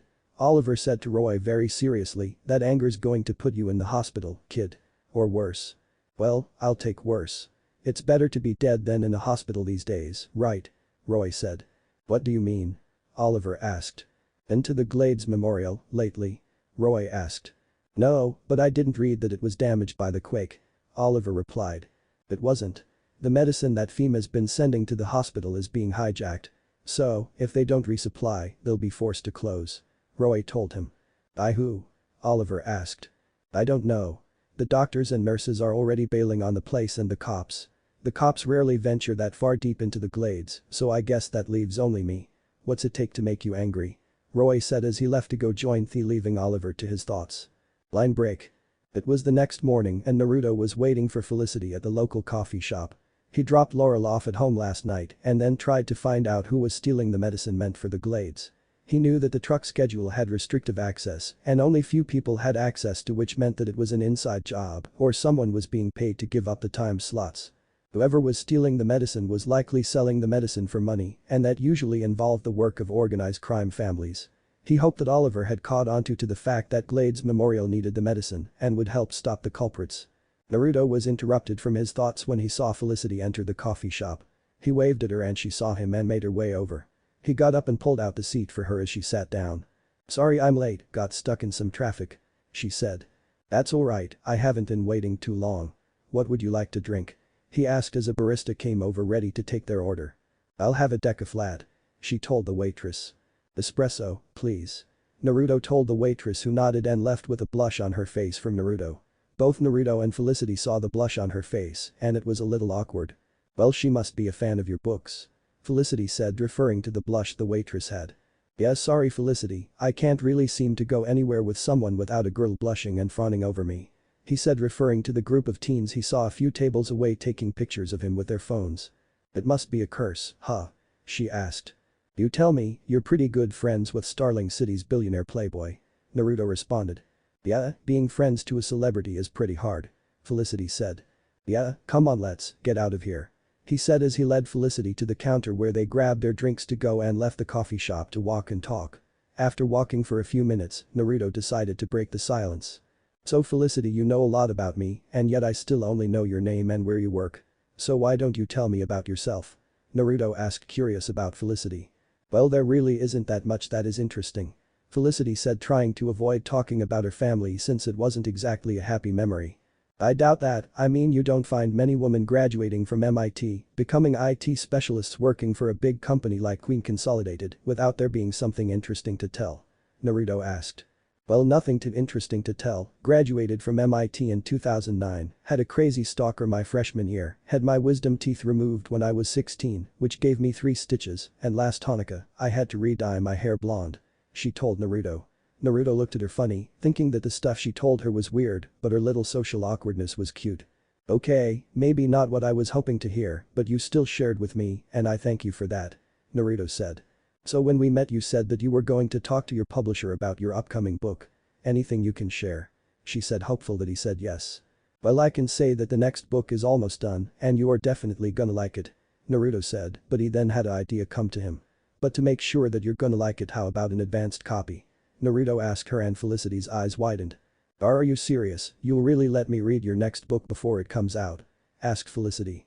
Yeah, you're a big fan from what you've told me and from what I've observed, so getting your input on the next book would be a great help before we release to the public. Naruto told her. Yes, that'd be great. I mean, yeah, that'd be fine. Felicity said in an excited manner, then calmed down. Great, so when should I give it to? Naruto was interrupted by Felicity's phone going off. Sorry, let me take this, give me a second. Felicity said, answering her phone. From what Naruto heard her say back, it was Oliver. She was receiving some frustrating information. She then hung up and turned to Naruto. Sorry Naruto, I have to head to Queen Consolidated. Something's come up. Don't worry, Oliver probably needs you, I'll get the book to you next time. I had a lot of fun today, we should do this again. Naruto told her. Yeah, that'd be great, call me whenever. Bye Naruto. Felicity said as she hugged him and he hugged her back and she left for Queen Consolidated. Naruto smiled as he saw Felicity leave. Now he left knowing that he needed to do 2 things. 1 was still figure out and stop the truck robbers, and 2 was to convince his publisher to give him an extra copy of the new book. Line break. Felicity was in elevator hallway leading to Oliver's office, upset of what he told her on the phone. Oliver and Diggle exited the elevator and she told him, I quit. No, you don't. Oliver responded. Yes, I do. Not my old job in the IT department, but my new job as your executive assistant, which you think I'm going to accept. Your thinking could not be more wrong in this matter. Felicity told him in a mixture of seriousness and anger. I need a girl Wednesday. Oliver told her. It's Friday and the answer is no. Felicity replied. Oliver pointed to the desk where she would be working. These computers have been upgraded. Far more processing power than your typical secretary. He told her as he walked into his office. Felicity went after him. Did you know I went to MIT? Guess what I majored in? Hint, not the secretarial arts. Felicity. Oliver said to get her to stop. We all need to have secret identities now. If I'm going to be Oliver Queen CEO, then I can't very well travel down 18 floors every time you and I need to discuss how we spend our nights. And I love spending the night with you. She said, then realizing what she said. 3, 2, 1. I worked very hard to get where I am and it wasn't so I could fetch you coffee. Well, it could be worse, Diggle intervenes, my secret identity is his black driver. Oliver was gonna respond to Diggle's comment but decided to change the subject. Right now I need you to figure out how the hijackers are getting a line on the goods earmarked for Glade's memorial. If we know how they're picking their targets, we'll know when and where to stop them. Diggle finished Oliver's thought. Fine. Felicity left with an annoyed expression. Oh, may I get you a cup of coffee? Oliver sighed, you're not actually offering to get me a cup of coffee, are you? Yeah, no. That won't be happening, ever. Felicity said as she went to her desk. Well, if you can bring yourself to do it, can you please make reservations for Dig, Carly and I, Saturday night at Table Salt? Oliver asked her. Felicity looked at Diggle and both were thinking the same thing. Sure. I'll get right on that. Using the internet, which you also happen to have access to. Felicity told Oliver as he exhaled in exhaustion. You still didn't tell him? Felicity asked Diggle. He has enough on his plate. Diggle responded to her. Oliver turned on his computer to the news which showed footage of how the public began to turn on him since he hasn't done anything yet to help the city and Sebastian Blood, the alderman for the Glades, wasn't helping much. He thought to himself that he needed to do something quick. Line break. Naruto had gotten back to his apartment after negotiating with his publisher to give him an extra copy of the book, which involved an extra bonus on top of their normal bonus. He was sure that Felicity was gonna love it, he loved it. He looked at the copy of Naruto Uzumaki. Ninja Clash in the Land of Snow and smiled at the great story he wrote. Filled with action, adventure, hardship which pushed the characters in the book and showed the heroism of Naruto. He had no idea how these ideas came to him, it's like they were more of memories than ideas of him actually doing these things. But that was ridiculous even by his standards. He heard Kurama bark which drew him away from his to his computer. It was beeping. Naruto had set it to run a program to look for a possible target that would be result in a lot money if sold on the black market. He turned it on and saw that FEMA had a surplus of medical-grade opiate that they were getting ready to ship in a warehouse at that would be the perfect time for the hijackers to strike, so Naruto would stop them. He went to the dresser to get suited up and after he put on his hood and mask he went to the garage and got on his motorcycle. As he put on his helmet and drove off he hoped that he wouldn't be the only vigilante to stop the hijackers. Line break. Felicity had called Ghul and Oliver to the Arrow Cave because she had some news to tell them. Never though I'd say this, but I'm actually getting more done in a basement of an abandoned steel factory than in the corner office of a high-rise. She told him. What did you have? Oliver asked.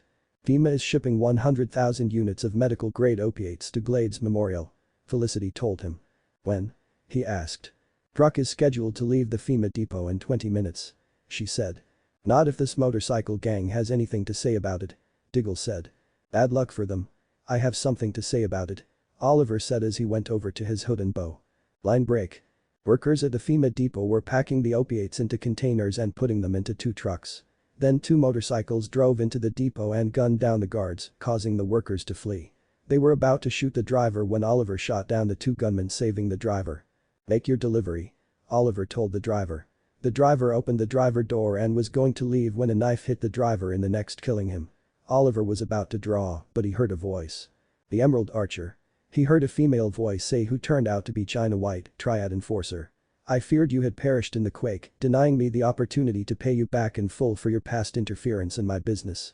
She told him while twirling a knife. Your business is going under permanently. He shouted as he fired an arrow, but a figure with claws wearing an orange jacket dropped down and sliced the arrow. Oliver saw the man as a tall African-American man in an orange jacket that had tiger stripes and had titanium claws on his hands. This was Ben Turner, the mercenary known as Bronze Tiger. I don't think my friend agrees with you. Our new partnership was easily cemented. See, I was eager to see you dead and he was eager to kill you. China, White said. She was about to leave when a shuriken hit the truck door. She, Bronze Tiger and the arrow, turned to reveal Kitsune standing behind China White. "You're not the only person who can stop you," Kitsune said to China White, who was angry that someone else was here to stop her. "Odd, where do you vigilantes come from? You're coming out of the wed work these days," she said in frustration. "It doesn't matter, you'll end up dead if you mess with me." "I don't think so," Naruto said as he engaged China White in a fight. The arrow shot 3 arrows at Bronze Tiger, who sliced up all of them. "No kill shots. I was promised to fight. I hope you haven't lost your nerve," Tiger said. "Find out," Arrow said as he and Tiger engaged in a fight. Both of the vigilantes were drawing the Triad Enforcers away from the trucks as they fought against both of them. Oliver was having a little trouble since Tiger's claws made every strike potentially dangerous. Naruto was dragging China White away from the trucks using one sword to fight against her knives. Naruto was able to knock out one knife from her hand, which allowed him to flip her over his shoulder, taking her out. He then heard police sirens coming closer and he turned to see that China White had left. He saw that Oliver was still fighting, but Naruto couldn't stay around, so he threw a smoke bomb and grappled out of the factory. He saw the police and the vigilante response team close in on Oliver, and Bronze Tiger with Laurel with him Weiss really surprised him. He knew that she was working with him, but he didn't think that she would be here. Oliver left as the police shot at him, nicking him in the heel, which caused him to wobble before he dropped 2 smoke bombs and grappled away. Line break. Naruto was back at his apartment, happy that he stopped the triads from taking the opiates, but the police were more interested in stopping him and Oliver than catching the hijackers, which concerned him deeply. He would have to be ready because he knew the hijackers would try again. He needed to get some sleep because Oliver had invited him to Queen Consolidated to talk about a benefit for the Glades. That would be the perfect place to hand Felicity her copy of the new book and ask her on a date. He laid down on his bed as Kurama curled up next to him sleeping. Naruto fell asleep with a smile on his face. Line break. Oliver was back at the Arrow Cave, stitching up his wound on his leg he got from the bullet. Felicity had a pained look seeing the wound and she asked, "Does it hurt?" Oliver groaned sitting up in the chair, "Not as much as some things. I love that we live in a city where the police are more interested in catching you than the drug-stealing mobsters. Our tax dollars at work," Felicity said in disappointment. Ghul was at the computer looking up on what the police had on what happened. "The authorities have always gone after the vigilante. This time was different," Oliver said. "Why? Because this time it's Laurel leading the charge," Ghul said in amusement. "Because they got in my way," Oliver said as he got up out of the chair. "I can't make things better as Oliver Queen, and now I can't make things better as the vigilante. So what if Laurel's involved?" Oliver said in frustration. Hey, go easy on him. Felicity told Oliver. It's alright Felicity. Diggle told her. No, it's not. She said while getting in Oliver's face about his attitude. You don't get to jump down his throat just because you happen to be having a lousy week. Okay, you're pissed he invoked the almighty Laurel. Well you're not the only one whose love life is taking it on the chin. What are you talking about? Oliver asked. I'm talking about, you keep bringing up Carly, but you're so involved with yourself that you don't even realize the look he gets every time you do. Felicity said. What is she talking about? Oliver asked concerned what was going on with Diggle. Me and Carly pulled the pin. Diggle said, it happened when you were gone. Truth is, it's been happening for a while now. Being the vigilante's wingman was a strain. He needs to hear this. Felicity said. This wasn't just what we were doing Oliver. Diggle exhales, this isn't just about you, man. I couldn't separate what's going on with me and Carly and what went on with my brother. Dead shot. Oliver said as he understood. He's still out there. My brother's killer. He's still breathing. And I guess I couldn't hate him and love her at the same time. Diggle said hurt on the inside. See? You are not the only one having trouble reconciling two sides with himself. Diggle said as he left. Felicity had an angry expression on her face for Oliver's insensitivity. She then left leaving Oliver to his thoughts. Line break. Oliver was in his office at Queen Consolidated, waiting for an appointment he had to help raise money to save the Glades. One of the guests was Sebastian Blood the alderman for the Glades. The other was Naruto Uzumaki. Oliver had met Naruto at the gala where the Hoods attacked Laurel and he seemed pretty okay. Oliver also knew that Naruto was a very nice and generous person who always donated a portion of his funds to charities and people in need. It seemed like a good idea to get him involved in Oliver's plan. Oliver also wasn't too fond of how he was so close to Laurel and just wanted to check on him just to make sure. Felicity walked into the office, your 4 o'clock is here. Although I'm not entirely sure why you invited him up to your office. She told him. Cause I need to fix the situation and there are no cameras or people to throw things at me here. He said to Felicity. Alderman, thank you for coming. Mr. Queen. Sebastian said as he walked past Oliver. This is some view. How small the rest of us must all look from up here. Mr. Smoke. Oliver said. Yes. She replied. Would you get my guest and I some coffee? Oliver asked. You know I would Mr. Queen, but it seems that someone's broken our coffee maker. She said, violently. She then whispered. I was surprised you wanted to meet. Sebastian said. As surprised I was when you turned a frenzied mob on me. Oliver said. Oh, that shouldn't have been too surprising. My constituents have a lot of anger toward your family. Sebastian said as he sat down. They have a right to be. Oliver said. My mother was involved in something unspeakable. But I'm my own man. And I'm not your enemy. Oliver said to Sebastian. As Oliver and Sebastian were talking about how to fix the problem, Naruto had just gotten out of the elevator to Oliver's office. He was late because he went to see Felicity at the IT department, but she wasn't there. The floor manager then told him that she was promoted to be Oliver Queen's new secretary. Naruto just got out of the elevator and walked to Oliver's office seeing Felicity at her desk typing. Hey Felicity, hard at work. Naruto said which caused her to look up surprised that he was here. Hey Naruto, I didn't know you were gonna be here today. She got up and hugged him as he hugged her back. You're not stalking me now are you? She asked. No Felicity, Oliver asked me to come visit him. By the way this is for you. He said as he brought his hand from behind his back to reveal the new book he promised Felicity. Oh my god, is this it? She asked. Yup, this is an advanced copy of my new book, Naruto Uzumaki. Ninja Clash in the Land of Snow, I hope you like it. I even signed it for you. Naruto said. Felicity marveled at the cover art which showed the ninja Naruto Uzumaki with his teammates and the princess he had to protect and the tyrant he would stop. See the movie poster cover, it's the same, she always thought it was funny how the Naruto from the book looked a lot like the Naruto, the author. She opened the front cover to reveal where Naruto signed the book. It read to Felicity, hope this is as good as the rest of my books you love so much, P.S. Will you go out with me on Saturday night? Naruto. Felicity read the last part and froze. Did he just ask her out? On a date? She looked up and she saw Naruto with a hopeful look on his face that she would say yes. She wasn't gonna say no. She thought he was gorgeous and nice and funny and she definitely wanted to go out on a date. Yes, I will go out with you Naruto. Felicity said confidently. Naruto smiled hearing that she said yes and would have picked her up and twirled her around, but Oliver was looking at him, signaling him to walk in. That's great Felicity, I'll call you with the time and place. I better get in there Oliver looks like he needs me and I don't need Sebastian chewing him up. Naruto said as he was about to leave but kissed Felicity on the cheek before he left.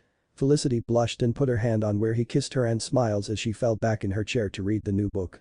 Oliver was talking with Sebastian Blood about holding a benefit to help support the people in Starling City and the Glades and to shift a lot of the high society people of Starling to support their fellow city members.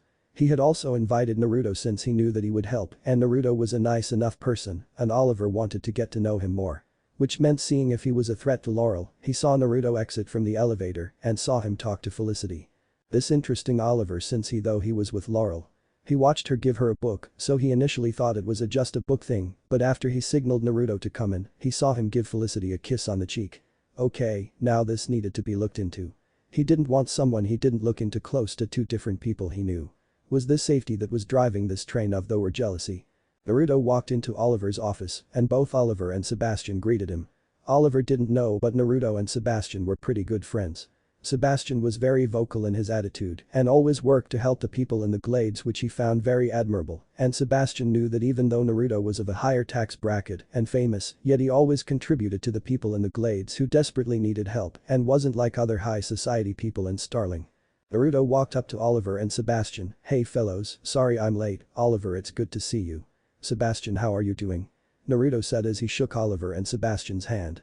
"It's quite alright, it's been a long time Naruto, how have you been?" Sebastian asked his friend. "Busy, Sebastian, busy. My new book is coming out soon and it's been chaos. I sent a copy to you, it should be at your office in a few days." Naruto said. "Much appreciated." Sebastian said. "Naruto, I'm glad you're here, Sebastian and I were having a talk on how to improve Starling City. The Glades are in need of help and I would host a benefit where the three of us could help show and change people's minds and lend aid to the people in need." Oliver said. Naruto thought a little bit as he walked over to the window looking out to Starling City. It's true that many of the elitist of Starling City have abandoned their fellow citizens. But it is only by changing their mind will the Glades ever get back to normal and improve life in the city for everyone. You have my support Oliver. Naruto said as he stuck his hand out for Oliver to shake and he did. Unfortunately I will be unavailable to attend the benefit in person as more pressing matters about my book must take priority. Naruto said sympathetically. Oh that's unfortunate. Are you sure that's the reason or does your hate of social events drive this absence? Sebastian said jokingly knowing Naruto's distaste for public events unless they were for a good cause. A little of both Sebastian, but this time it is about my book, so sorry Oliver I won't be there. I will still donate to the benefit and I will do my best to help persuade as many people as I can. Naruto said to Oliver. That's quite alright Naruto. It's sad that we won't be able to talk, maybe some other time. Oliver said. Yeah, Oliver another time. Naruto said as he and Sebastian left. As Naruto left he winked at Felicity who was reading the new book Naruto gave her and loving it. Oliver sat back down in his chair, glad that Naruto agreed to help with the benefit but still uneasy at how close he was to two of his close friends. He would need to keep an eye on him or this would come back to bite him in the ass. Line break. Laurel was at the DA's office going through files and thinking a little about the text she got from Naruto, saying that he wouldn't be at the benefit that Oliver was hosting.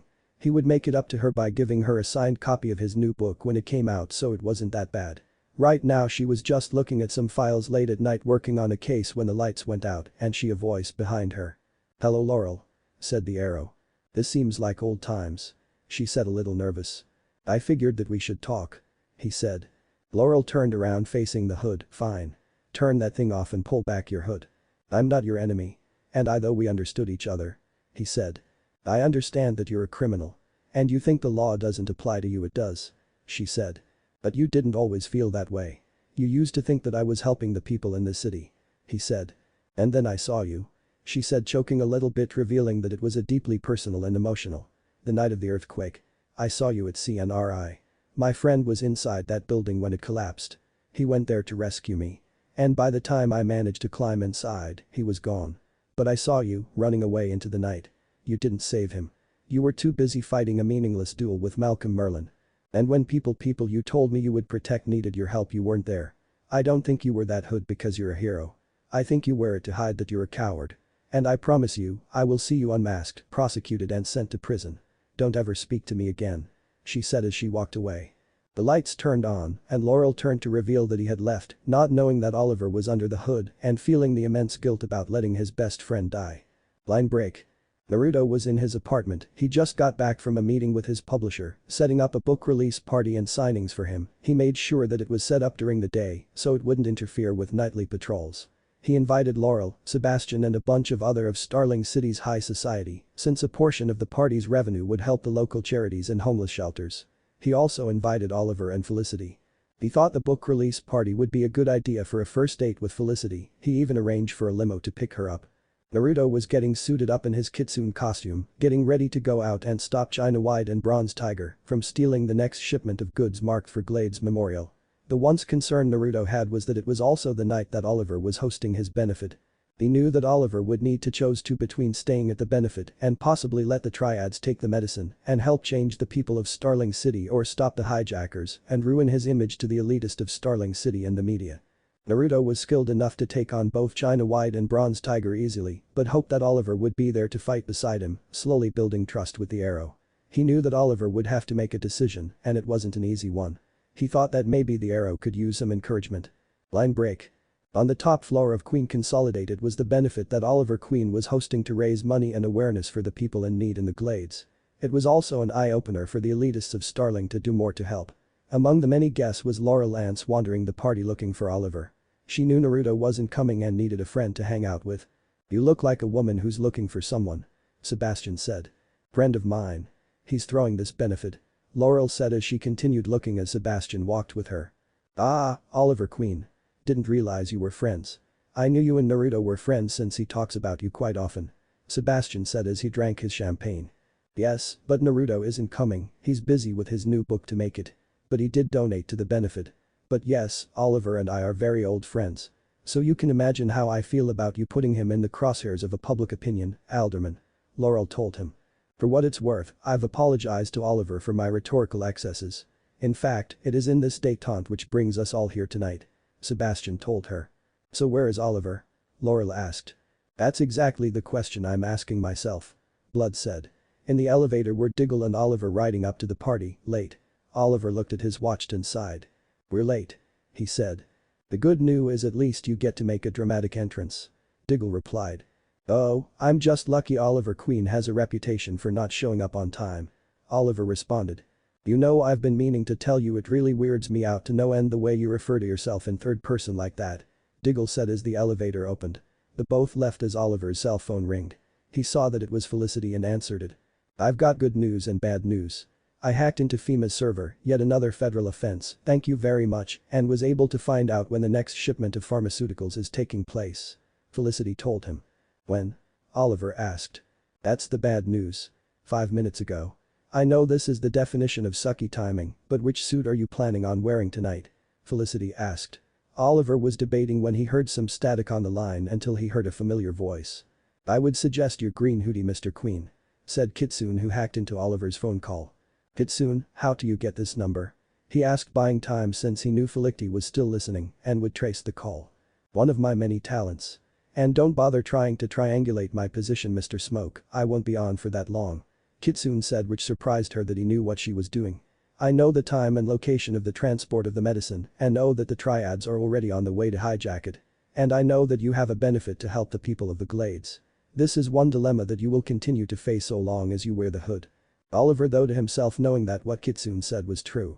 "I have faced that trouble before and I found my balance, this night will be your first test. I will stop the triads and I hope to see you there," Kitsune said as he hung up.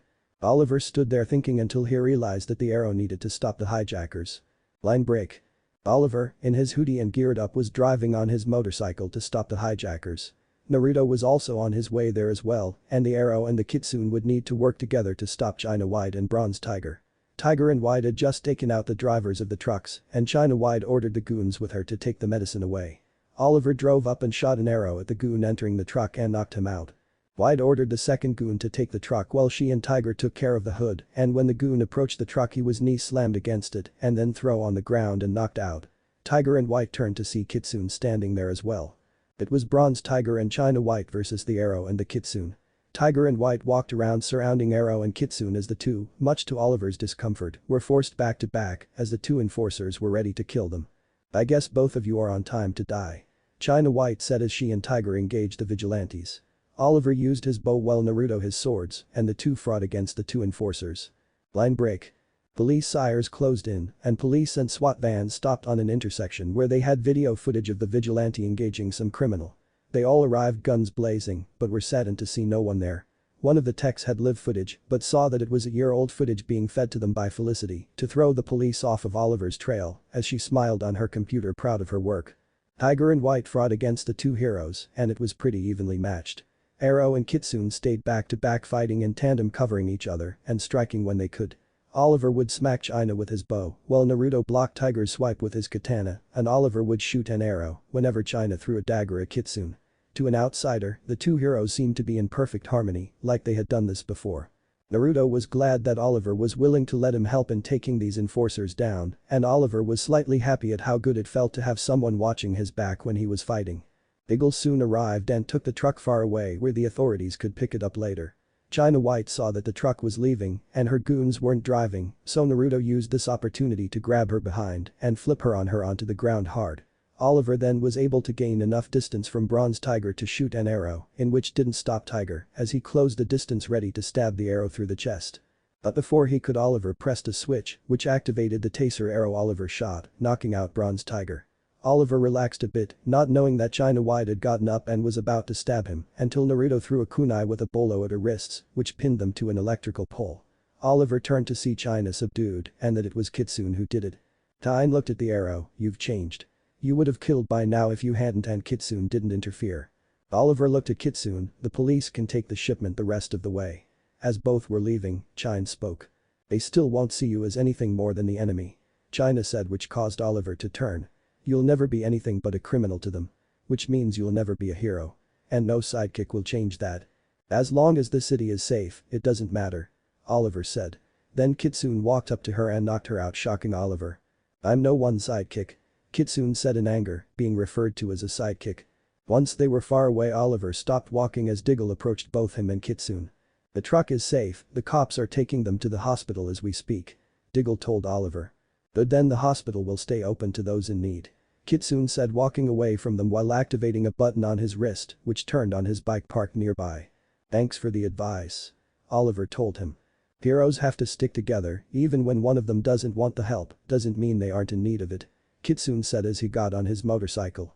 "What's your angle, Kitsune? You know who I am and yet you haven't done anything about it?"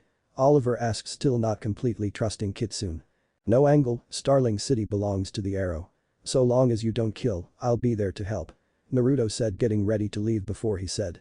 "And when you find out who I am, I'll be willing to talk about a partnership. See you later, Oliver," Naruto said as he drove off, leaving Oliver thinking that Kitsune said when not if, meaning he wanted Oliver to figure it out. Line break. Oliver was back at his desk in his office watching the news with Ghul as they covered the hijacking of the FEMA trucks. After a prolonged pursuit, the police have arresting Qian Na Wei, a high-ranking member of the local Chinese triad, which was responsible for the recent hijackings of pharmaceuticals, bound for Glade Memorial. Representatives praised the efforts of the SCPD in saving the hospital from shutting down, though some sources say that the vigilantes may have been involved, said the anchorwoman. "I gotta say that without Kitsune there, it probably would have been me taking her on. But I wouldn't need any of your trick arrows getting in the way," Ghul said. "I wouldn't risk it. Where would I be without my black driver?" Oliver said as he and Ghul laughed. "Ghul. I'm sorry about you and Carly." "Yeah, well, couples break up. Not everything that happens in Starling City is your responsibility," Ghul told him. "I'm learning that. What I meant was that I'm sorry that I wasn't there for you because I should have been. I got wrapped up in my own suffering and I forgot that some other people might be suffering, too," Oliver said. "You know, we're getting dangerously close to hug territory, so I'm gonna fall back. You need a ride?" Ghul asked. "Turns out that being CEO, I actually have some work to do," Oliver said. "Would that include continuing to find out who Kitsune is?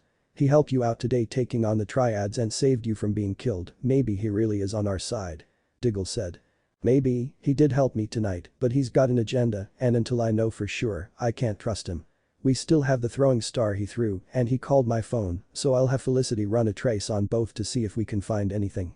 If he left a crumb, I need to find it," Oliver said, determined, holding the throwing star he got from Kitsune. "Okay, but what happens when you find out who he really is and he might be a threat? You said you were done with killing. He know your secret, what are you gonna do?" Ghul said.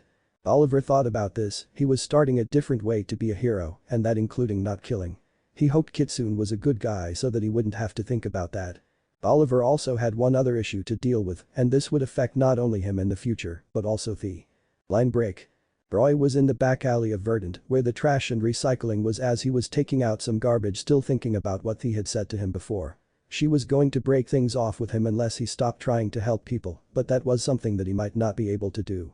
As he was taking out the bottles, an empty bottle on the ground rolled out. This put Roy on alert since it wouldn't have moved unless someone hit it. He put the recycling down, reached in his pocket to get the mini red arrow he got when the Hood rescued him last year, and threw it behind him, only for a figure to catch it. Roy saw that the person who caught his arrow was the Hood, the vigilante he was looking for. "I've been looking for you," Roy said with a little fear in his voice. "You need to stop." Oliver, as the arrow told him. "You saved my life," Roy exclaimed. "Made me realize it wasn't much of a life. But I could do what others couldn't or too afraid to do. I could help you save the city," Roy said confidently.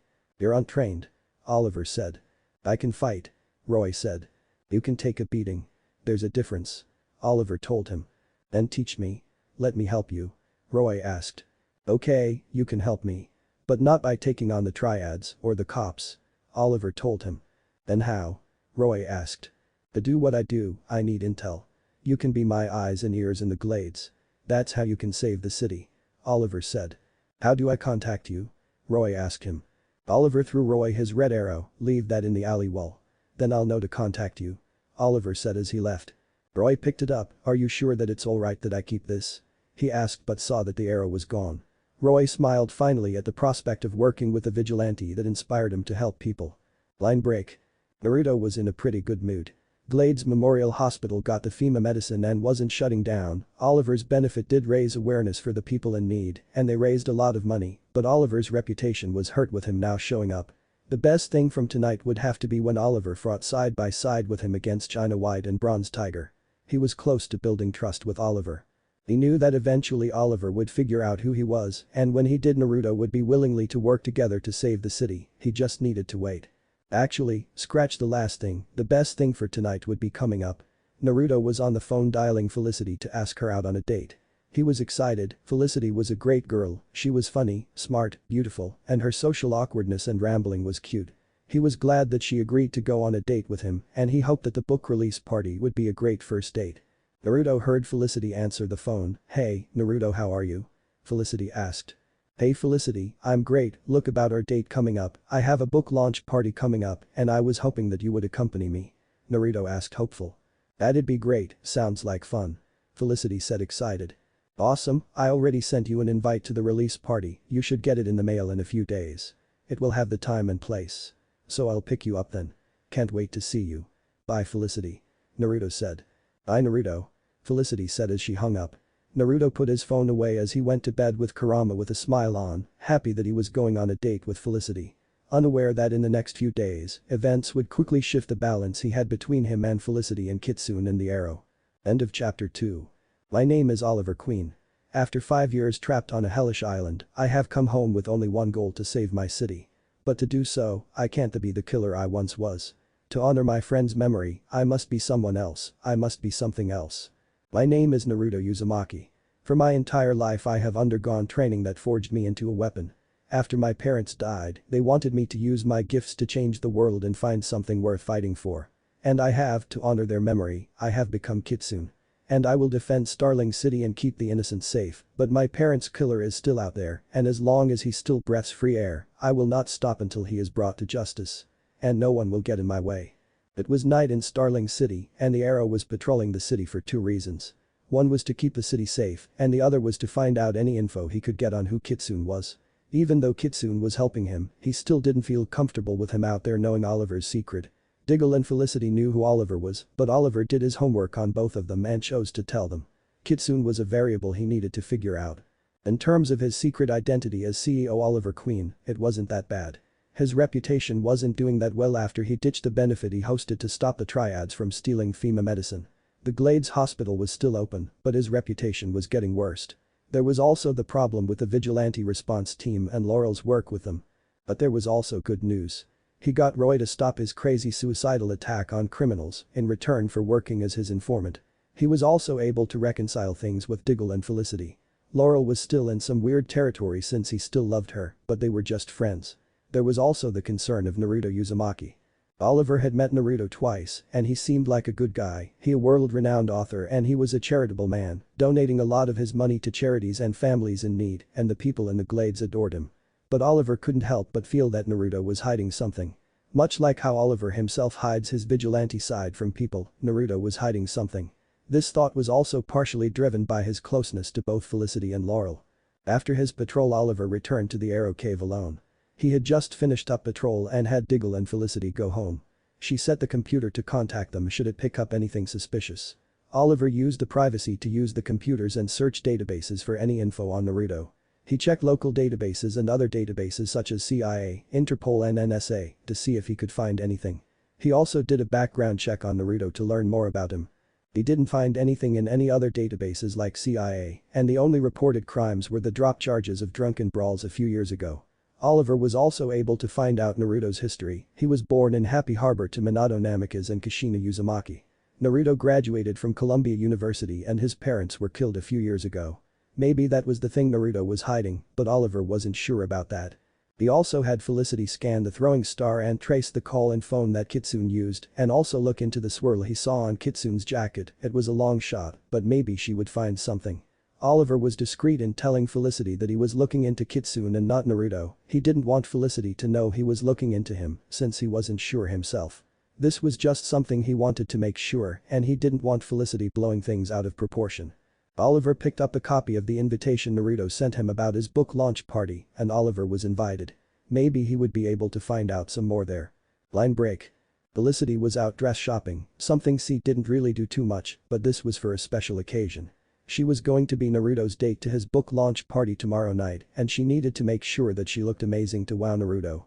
She was happy but was extremely nervous, the party was big deal and there would be paparazzi and cameras and with Naruto being the star of the event, his date would attract equal attention. So not to embarrass her and Naruto, she needed to make sure that her dress was amazing. Having a boss, friend and crime-fighting cohort who was a multi-billionaire with his own company did have some perks, meaning that she would be able to get Oliver to cover the bill for her dress. Felicity also had to do other things as well in the past few days. After Oliver and Kitsune were able to stop the triads, he wanted her to dig more in Kitsune by tracing and analyzing the throwing star and the phone call he made a few days ago. The phone call was harder since Kitsune was smart. He was able to route the calls through several different cell towers before it was sent through a payphone, making it pretty impossible for her to find out who made the call. She analyzed the shuriken and saw that it was a titanium carbon steel mixture with lacings of chromium for increased corrosion resistance and sharpening, as well as vanadium, which made it durable to higher temperatures and increased the strength without adding on weight. Whoever this guy was, he was extremely smart and specific, but that would probably be his downfall. Making a weapon out of material like this would make it a lot easier to find out where they came from or where they had been before, making it much easier to track him down and find out who he is. She set the cave computer to look through international databases for findings or entries with similar findings or incidents with similar weapons found. Maybe that would help Oliver, but enough about that she found the perfect dress and she knew Naruto was gonna love it. Line break. Unknown to Starling City, 4 criminals wanted throughout the world had made their way into the city, determined to take it over and make it their playground. They were the Sound 4, a gang consisting of 4 of the deadliest assassins and killers who did whatever they wanted. The Sound 4 were originally top-ranking soldiers and bodyguards for the Hibi crime syndicate and in charge of protecting the leader Orochimaru, who was a ruthless killer and obsessed with discovering all of the vast wonders of the world and make himself the most powerful man in history. Eventually Orochimaru retreated into himself and disappeared, leaving the syndicate to collapse with several members getting arrested and the Sound 4 to leave and do whatever they wanted. After terrorizing Asia and Europe while avoiding Interpol, Hong Kong's Criminal Intelligence Bureau and Japan's Defense Intelligence Agency, they decided to move leave for the US and see what they could do. Seiken was the leader of the Sound 4 since he was the most skilled and strongest out of the 4. He was the strongest and fastest of the group and he never let them or his opponents forget it, so he became a very cocky man and a bit of a show-off. He had a split personality, so Seiken was one, while his alter ego, Yuken, was his other half, and while Seiken was headstrong, Yuken was the opposite, which made for some weird banter. Seiken said that they are twins and both are the leader, so the others of the group don't question him, so they don't get on his bad side. His split personality also impacted his fighting, since he fought so fast that it would look like it was two people fighting then one, and he was deadly in a style of fighting that targeted the muscles and killed cells, making him very deadly, and when he was equipped with his two daggers, he could kill even faster. Hirobo is the muscle of the group, towering over the rest in both size and height. He was the most well-mannered in the groups, but at times when he fights he is just as sarcastic and cocky as the rest. His menacing form and giant build also contributed to his fighting style. He was a brute in the sense that his greatest weapon was his strength, which was far greater than any normal human. He could tear junks out of the earth and bend and break metal if he needed, and his skills are refined to their peak in his Arat fist fighting style, which combined simple strikes and immense strength to kill, and his use of a giant hammer made him even deadlier and someone you should never face in combat. The team's strategist was Kidomaru and was the smartest and the most analytical member of the four. Kidomaru has a genius-level IQ, which was a major contribution and perk for the team, since he could analyze any situation or battle and figure out a solution or weakness. With his gift of knowledge, Kidomaru is without a doubt the cockiest and most playful out the group. He loves to toy with his victims and opponents, often extending the duration of the fight for opponents he found interesting. Obsessed with spiders, Kidomaru created a bow with special arrows that have a special web-like adhesive, making them perfect for capturing opponents. His intelligence also made Kidomaru the perfect marksman, making him the team's long-range support. Finally, there was the femme fatale of the group, Taiya. Even though she was the only female member, she was just as strong as the other three males in the group and was the most foul-mouthed and overbearing member of the group. Despite her being the youngest of the four, she was considered the second strongest, barely being beaten by Seiken, and that was something she never stopped trying to fix. She was skilled in hand-to-hand combat, but unlike the others of the groups who used physical weapons to cause harm, she was the only one to use sound as a weapon. She had a special flute created, and when she played it at different frequencies, it would either cause pain, knock the opponent unconscious or kill.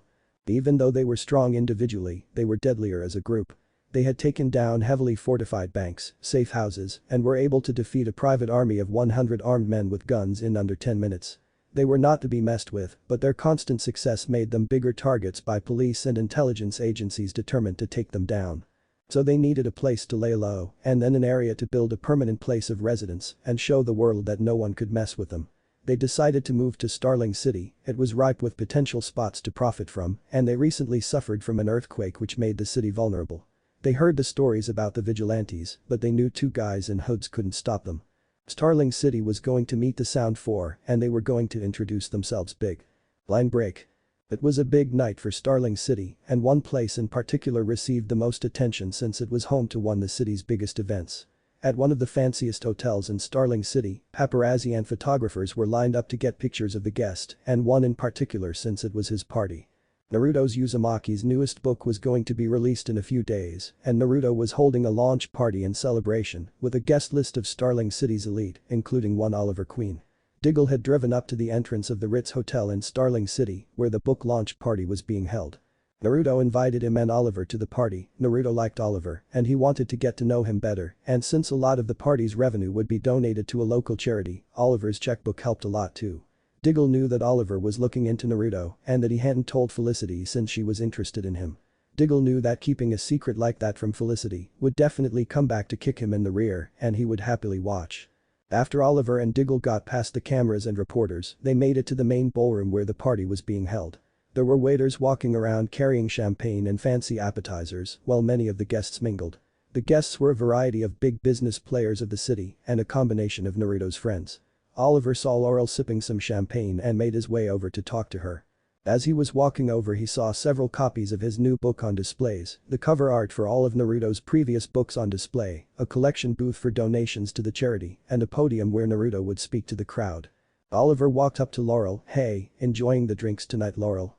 Oliver asked, trying to act normal even though she was a lead member of the vigilante response team. "Hey Oliver, glad you could make it," Laurel said as Oliver kissed her on the cheek. "So how have you been?" "Fine, being the CEO of a multi-billion-dollar company is a lot harder than managing a nightclub," Oliver said as he picked up a champagne glass as a waiter passed by. "So you excited for tonight? I know you love Naruto's books and you will get an advanced copy." "Yeah, tonight will be great, but not only for that. Naruto is going to be able to help a lot of people with the money he raises tonight," Laurel said. "And he was nice enough to invite some good people, including my dad," she said as she pointed to Office Lance, who was not in uniform but as a guest chatting with some other people. "Wow, I haven't seen your dad in a suit in a long time."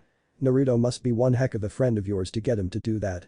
Oliver said as he sipped some champagne.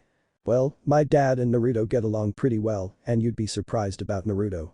He always has a habit of being unpredictable. Laurel was interrupted as the paparazzi outside became rowdier, drawing everyone's attention to a limo pull up in front of the party.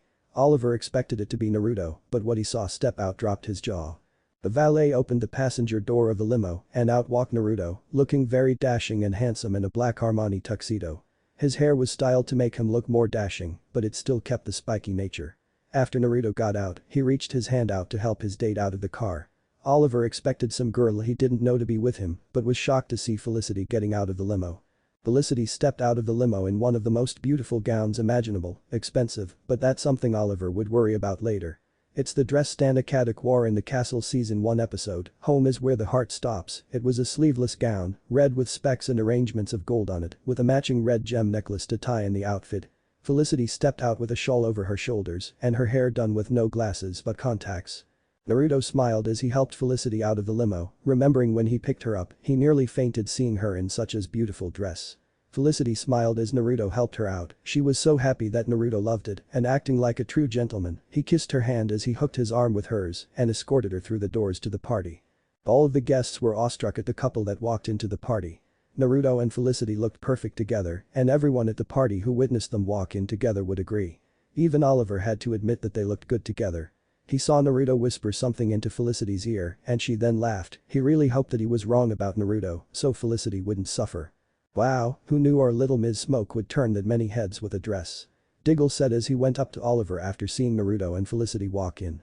They seem good together and she looks happy, I hope your search doesn't find anything.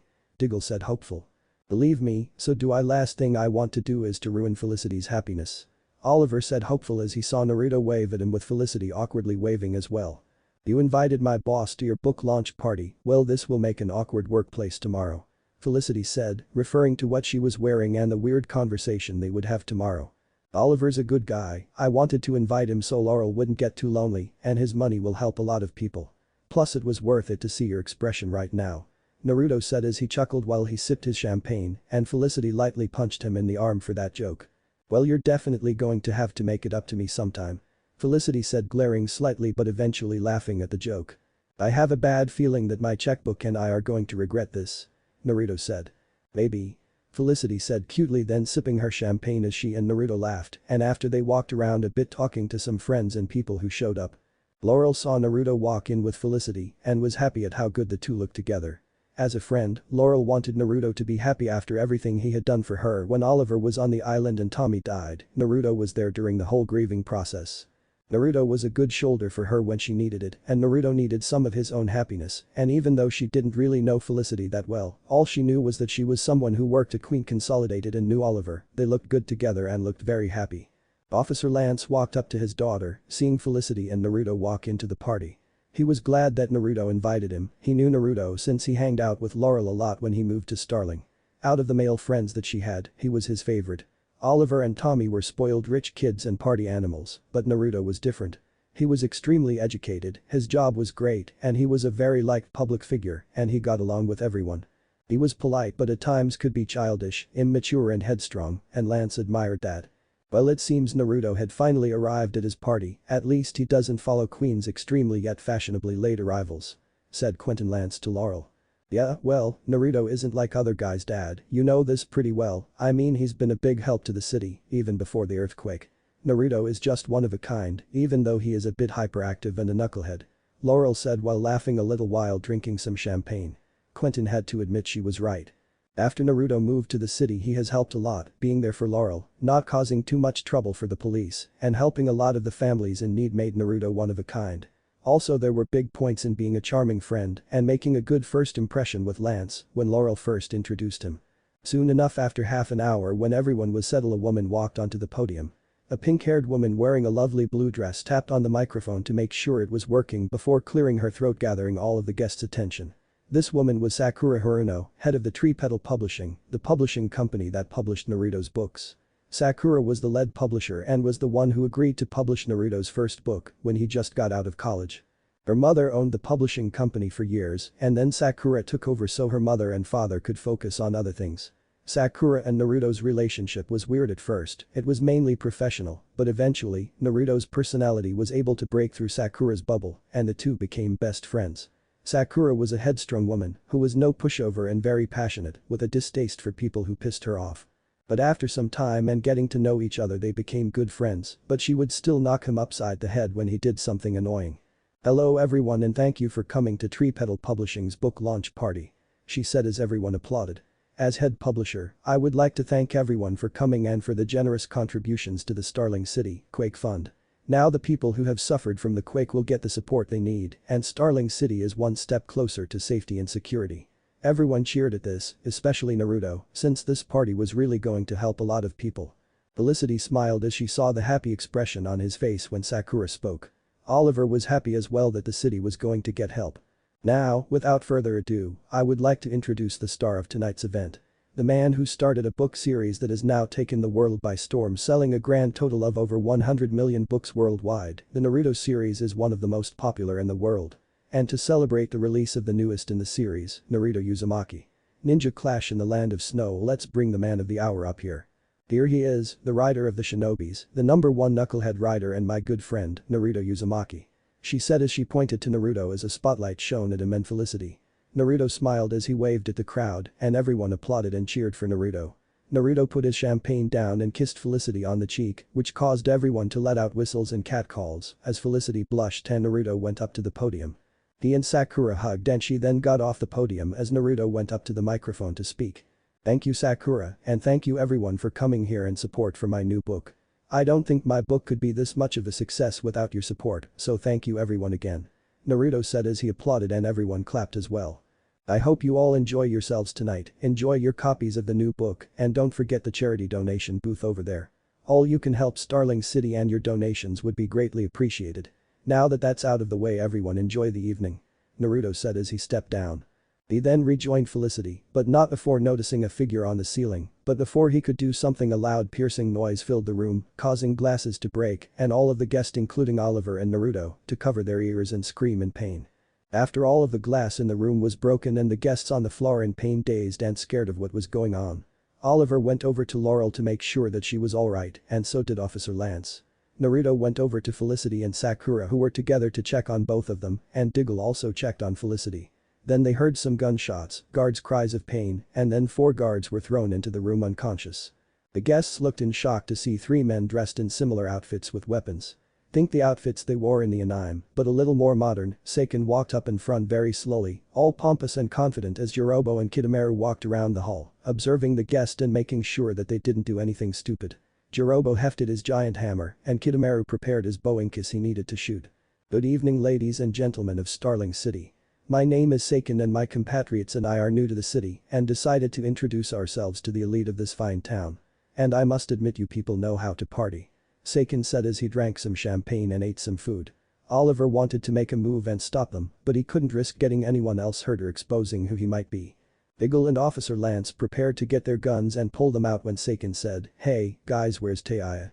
The woman dropped down from the roof and grabbed Officer Lance and threw him into Ghul as the woman revealed herself to be the retarded bad-mouth lady of the group, Taiya. "Hey shithead, do you have eyes in your fucking skull or do you want to get shot?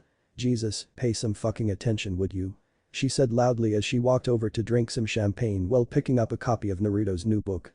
"Relax little lady, I saw them go for their guns, but those weapons wouldn't help the trash here," Seiken said as he leaned down to look at Ghul and Lance. Oliver was ready to move and help Ghul and Naruto would have done the same for Mr. Lance, but they couldn't risk it. "Don't worry we won't kill you, tonight is no killing. Tonight we celebrate our arrival to Star City with stealing your money.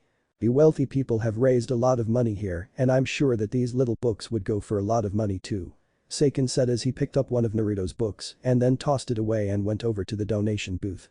"Stay away from that," Naruto yelled at Seiken. Seiken was shocked to see Naruto call out to him even though they were able to take out the guards and Taiya the cop.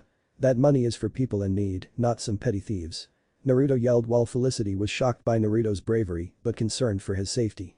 Seiken laughed a little as he walked up to Naruto drawing a knife. "You got some guts on you rider, I'll admit that. But we're not thieves, we're the Sound 4 and don't forget it," Seiken said as he little cut Naruto on the cheek and drew some blood. Seiken then got back up and he and Kidomaru grabbed the money from the booth. Felicity was relieved that Naruto was okay, but saw the red-haired woman walk over. "Hey shithead, you're the writer Naruto Uzumaki?" she asked. "Yes." Naruto replied. "Good, then I'll just take a photo to commemorate us robbing your stupid rich ass." Taiya said as she took out a phone and took a picture. Jirobo then heard cop sirens coming and signaled everyone to leave. Seiken and Kitamaru grabbed the rest of the money and were preparing to leave. "Well ladies and gentlemen, we must depart tonight, so lucky enough for all of you, you all get to live." Taiya, exit, let's go. Seiken said. "Yeah, I'm coming pisshead. By the way Blondie, nice book." Taiya said as she drew her flute and played some song that created more loud noises which distracted everyone as they left. When they were far enough the noises stopped and everyone got up as the SCPD came in, shocked to see what happened. Felicity ran up and hugged Naruto glad he was safe and Naruto hugged Felicity back glad that she was okay, but inside, was pissed that the Sound 4 made their way to Starling City. Line break. When the SCPD came into the room, the guests were getting up off the floor and the money in the donation booth was gone and the Sound 4 were nowhere to be seen. Detectives were talking with guests and Officer Lance was talking with Lieutenant Pike about the robbers. Naruto was with Sakura, comforting her and trying to piece together what they could about what to do next in terms of the failure of the launch party and his new book being released in a week. Oliver, Felicity and Diggle were talking away from wondering ears about what happened. "Felicity, after the cops are done here, I want you to hack into the police network and analyze any of the samples that they got here. Whoever they were trained and they need to be stopped." Oliver said while Felicity agreed. "Too bad the Arrow couldn't make an appearance tonight." Diggle said. "Not so bad. I'm not sure I could have taken them down by myself. Whoever they were well trained and coordinated. They've done this before and when we know who we're dealing with, then they're going down." Oliver said. "I'm a little surprised Kitsune didn't show up. Not that I'm saying that he could take them down and you couldn't, but you were here and he should have been." Felicity said. "Yeah. He should have." Oliver said while looking in Naruto's direction. Then two figures walked into the room, dressed as detectives, but they were not part of the SCPD. One was female while the other was male. The female was a tall brunette with her hair in a ponytail and a trench coat with a snake on it. The other was a male with dark hair shaped rather weird, in the shape of a bird's rear end. Despite the hairstyle, he was a tall man with a special jacket with a fan symbol on the back. Lieutenant Pike walked up to the two figures. "Sorry you two, but this is a restricted crime zone. I'm gonna have to ask you to leave. Actually we're here to help." The male said as he and the woman took out badges. "Sasuke Chiha, this is my partner Anko Mitarashi, we're with the Japanese Defense Intelligence Agency. We're here to help." Sasuke said as he and Anko showed their badges and Anko smiled, being the energetic and unusual person she is. "What are two Japanese special agents doing here about some robbery?" Officer Lan said overhearing and joining the conversation. "We're here about your robbers. They aren't normal petty thieves, they are trained killers and mercenaries and they are extremely dangerous." Anko said, with a little venom in her voice showing her distaste for the group. "Easy Anko. The four have been causing trouble for years back in Japan until we put them in jail." Sasuke said while looking around and taking some pictures with a camera. "There was a prison escape and we've been tracking them for months. They left Japan and moved throughout Europe until they came to America. It seems that they have made Starling their new home. Look, I don't know how you guys do things in Japan, but they're just criminals and like all criminals, some bullets and handcuffs and they'll go down," said Lieutenant Pike confidently. "These four aren't normal criminals that steal some drugstore for a couple of bucks. They are four trained killers who were able to evade and take down any police or private military force they encountered. Not to mention they have technology that makes your computers and weapons look like kindergarten computers that will make you look like fools while they go on a rampage. Don't underestimate these guys, Lieutenant, if you do, a lot of your men will die. Just like ours." Anko said with a heavy heart as she and Sasuke both lost partners to the four. "Okay, these guys, we're confident and weren't here to kill but for the money. And from what you've told us they know how to evade the authorities, so we got to play this smart." Officer Lan said as everyone agreed and they left to discuss what to do while Oliver and Diggle listened it. Oliver now understood that if the Japanese Defense Intelligence Agency sent over two agents to deal with these four, they were a serious problem. "We need to find out where those four are hiding and stop them. They didn't kill tonight, but from what those agents said, they will again and the police won't be able to stop them," Oliver said to Diggle.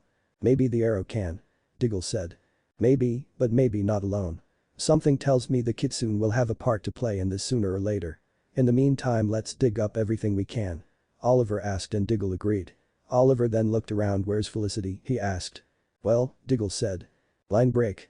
After the drama of what the date turned into, with the interruption and robbery of the money in Naruto's books by the Sound 4, Naruto and Felicity thought it was best to call it a night. Naruto calmed Sakura down and promised her that everything would be fine, and after some more champagne, she calmed down and sent her home. After talking to some detectives, Naruto dropped Felicity off at her home. Naruto walked Felicity up to her front door, "So, Felicity, sorry about how the night turned out.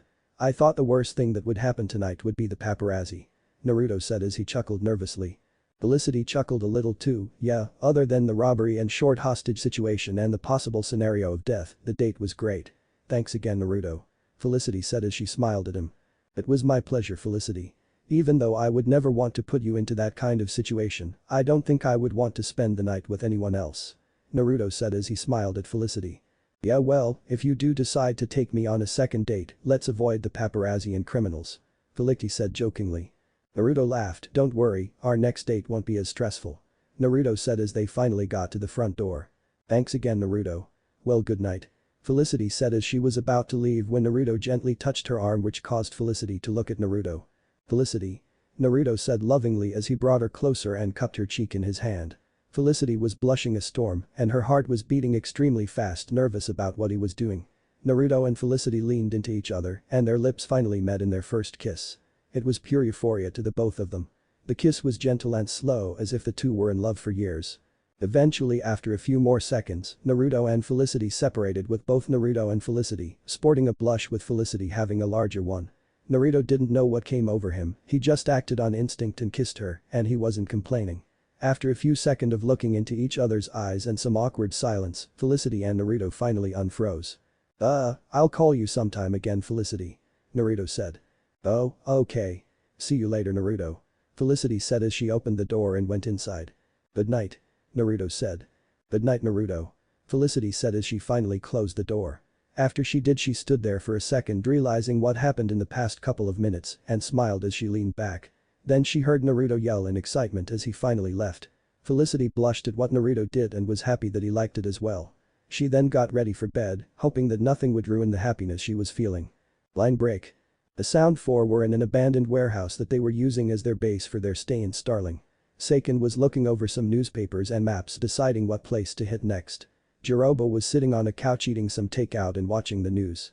Kitamura was working on some new arrows and nets for his bow, while Taiya was drinking some beer and reading Naruto's new book.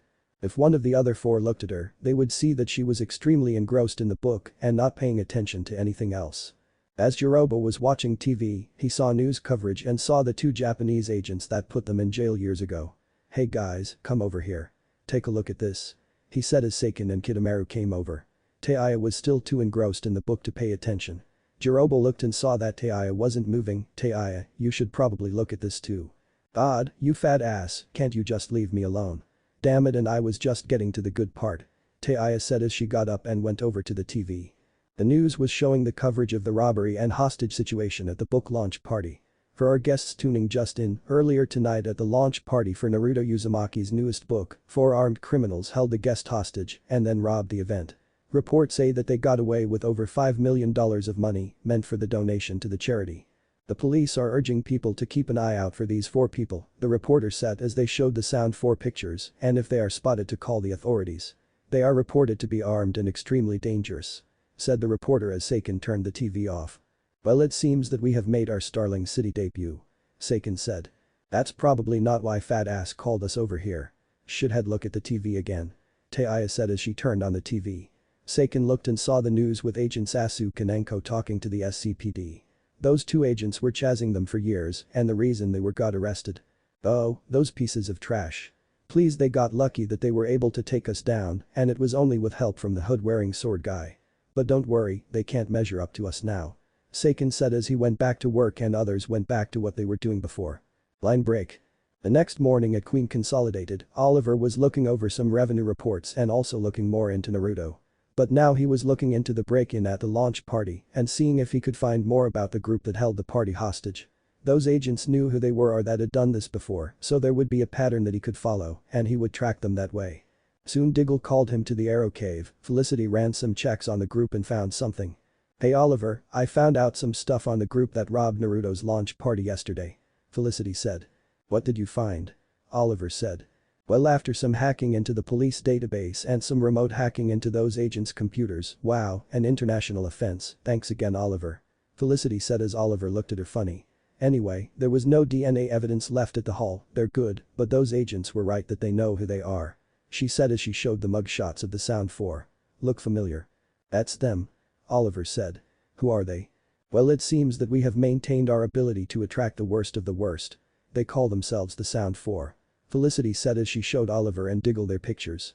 Apparently they were the top enforcers and bodyguards for the Hibi crime syndicate back in Japan. I've heard of them, apparently they were supposed to be one of the most feared organized crime syndicates in the world. Even the Yakuza and Triads didn't want to deal with them. Their leader was a real sadistic and insane killer, then one day he vanished leaving the syndicate to collapse. Diggle said. And after the collapse, the members either were killed or put in jail. The Sound 4 were only ones to escape and then spent years moving throughout Asia and Europe, robbing and killing anyone that got in their way. Felicity said. Geez, good things those agents put them away. Diggle said. Yeah, well I'm not so sure about that. Felicity said. What do you mean? Oliver said. I went over the reports of the Sound 4 and it seems that the night they were captured, there were reports of fighting before the cops took the building and among the things found in the warehouse were these. Felicity said as she showed them a picture of a shuriken. Is it me or does that look familiar? Diggle said. Is that Kitsune's shuriken? Oliver said. Yeah, it seems that he was in Japan before he came to Starling. After I found this report, I looked into other instances in Japan and searched databases for other entries like this and found other instances where criminals, mercenaries and killers were arrested and every time the cops were at the scene, the bad guys were captures and these throwing stars were always there. Felicity said. That's not all I found, when you asked me to dig into the swirl you saw on Kitsune's jacket, I found this. Felicity said as she showed them some ancient scroll containing ancient Japanese writing with the same symbol. What is it? Oliver asked. A part of legend in Japan, apparently centuries ago there was a nation of assassins that were supposed to be the strongest and skilled in the entire world. But unlike others, they fought for good. Ancient time Robin Hoods. Felicity said. So the swirl on Kitsune's jacket is the symbol for those people? Diggle asked. Yes, apparently they were the best of the best and then over the years they eventually disappeared. The nation was gone, but there were still small groups of them alive, continuing to fight for good. Felicity said. That would explain how well-trained Kitsune is and why he stopped the Sound 4. If the legend is true then Kitsune is a good guy. Diggle said. So Kitsune moved throughout Europe and Asia before he came to Starling. Oliver. And like Kitsune, the Sound 4 followed him here. Diggle said. And Kitsune brought some serious villains with him, the Sound 4 are serious psychopaths and now that they are in Starling City, I'm seriously worried. Felicity said as the computer flashed showing some report. What's that? Diggle asked. I also hacked the computers of the federal database to figure out anything I could about the 4 habits and favorite places to rob and it seems that the computer was able to find a match. There's an old abandoned instrument making factory on the outskirts of Starling, it could be where they are holed up. Felicity said. Okay, it's time for these guys to meet the arrow. Oliver said as he grabbed his bow. Line break. Naruto was doing one-handed push-ups in his room thinking about what had transpired the past day. His date with Felicity wasn't exactly how he would have wanted it to go, but the end result was beyond expectations. Naruto's first kiss with Felicity was perfect and he wanted to make a relationship with her that would last for a long time. But he knew that since she worked with Oliver as the Hood, Naruto would need to tell her who he really was. The problem was deciding when the proper time and place to tell her was. But that wasn't the only problem he was facing, the Sound 4 were in Starling City. He encountered them before when he was abroad working on his book and digging up any info he could on his parents' killer. He was digging up some sources on his parents' killer in Japan when he heard about the collapse of the Hibi crime syndicate. The Sound 4 were in the middle of the heist of an ancient sword known as the Sword of the Thunder God and sword supposed to give the holder unbelievable skill and strength and according to legend, allowed the user to control lightning. They were going to steal it and sell it to a buyer, but Naruto found out what they were doing and stalled them long enough for the federal agents to arrest them. Now that they were out, they were going to cause some serious trouble. Naruto needed to put them away again before more people would die. He saw his computer blink and got up and went over. He set the computer to find any places where the Sound 4 would most likely stay. His computer found one and now they were going down again. Line break. At the abandoned instrument factory, 2 figures could be seen entering from the roof. The factory was dark with no lights, except for the natural light that the moon gave. Soon one figure dropped onto the ground floor to see an empty table, except for one copy of Naruto's new book. Then another figure dropped down and both engaged each other. One drew a sword while the other fought bare-handed with a bow, and both were pretty evenly matched. Then the ceiling lights turned on to reveal Kitsune with a sword pointed at his head and the arrow with his bow and arrow ready to shoot Kitsune in the chest. "Kitsune, what are you doing here?" Arrow said as he lowered his bow slightly. "I could ask the same of you. I'm here because the Sound 4 made their way to Starling City. They should be here," Kitsune said. "Oh, we are my sword-wielding friend," a voice said. Arrow and Kitsune turned to the roof to see the Sound 4 standing on the rafters with their weapons ready. Kidomaru had his bow out, Jirobo with his hammer, Tei readied her flute, and Seiken was twirling his daggers. Arrow turned and pointed an arrow at the four, while Naruto drew his second sword. "Seiken, how I was hoping you would stay in jail. How's your twin?" Kitsune asked. "I am just fine, my brother and I were counting down the days to when we could repay you for our extended stay in that horrid place of a prison," Yukin said. "Easy brother, Kitsune will pay soon, and so will his green friend for thinking that trash could stop us," Seiken said. Oliver looked at them weird, and then Naruto explained, "Split personality, you get used after a while. Enough of the idle chit-chat, Seiken, just surrender and this won't have to get out of hand.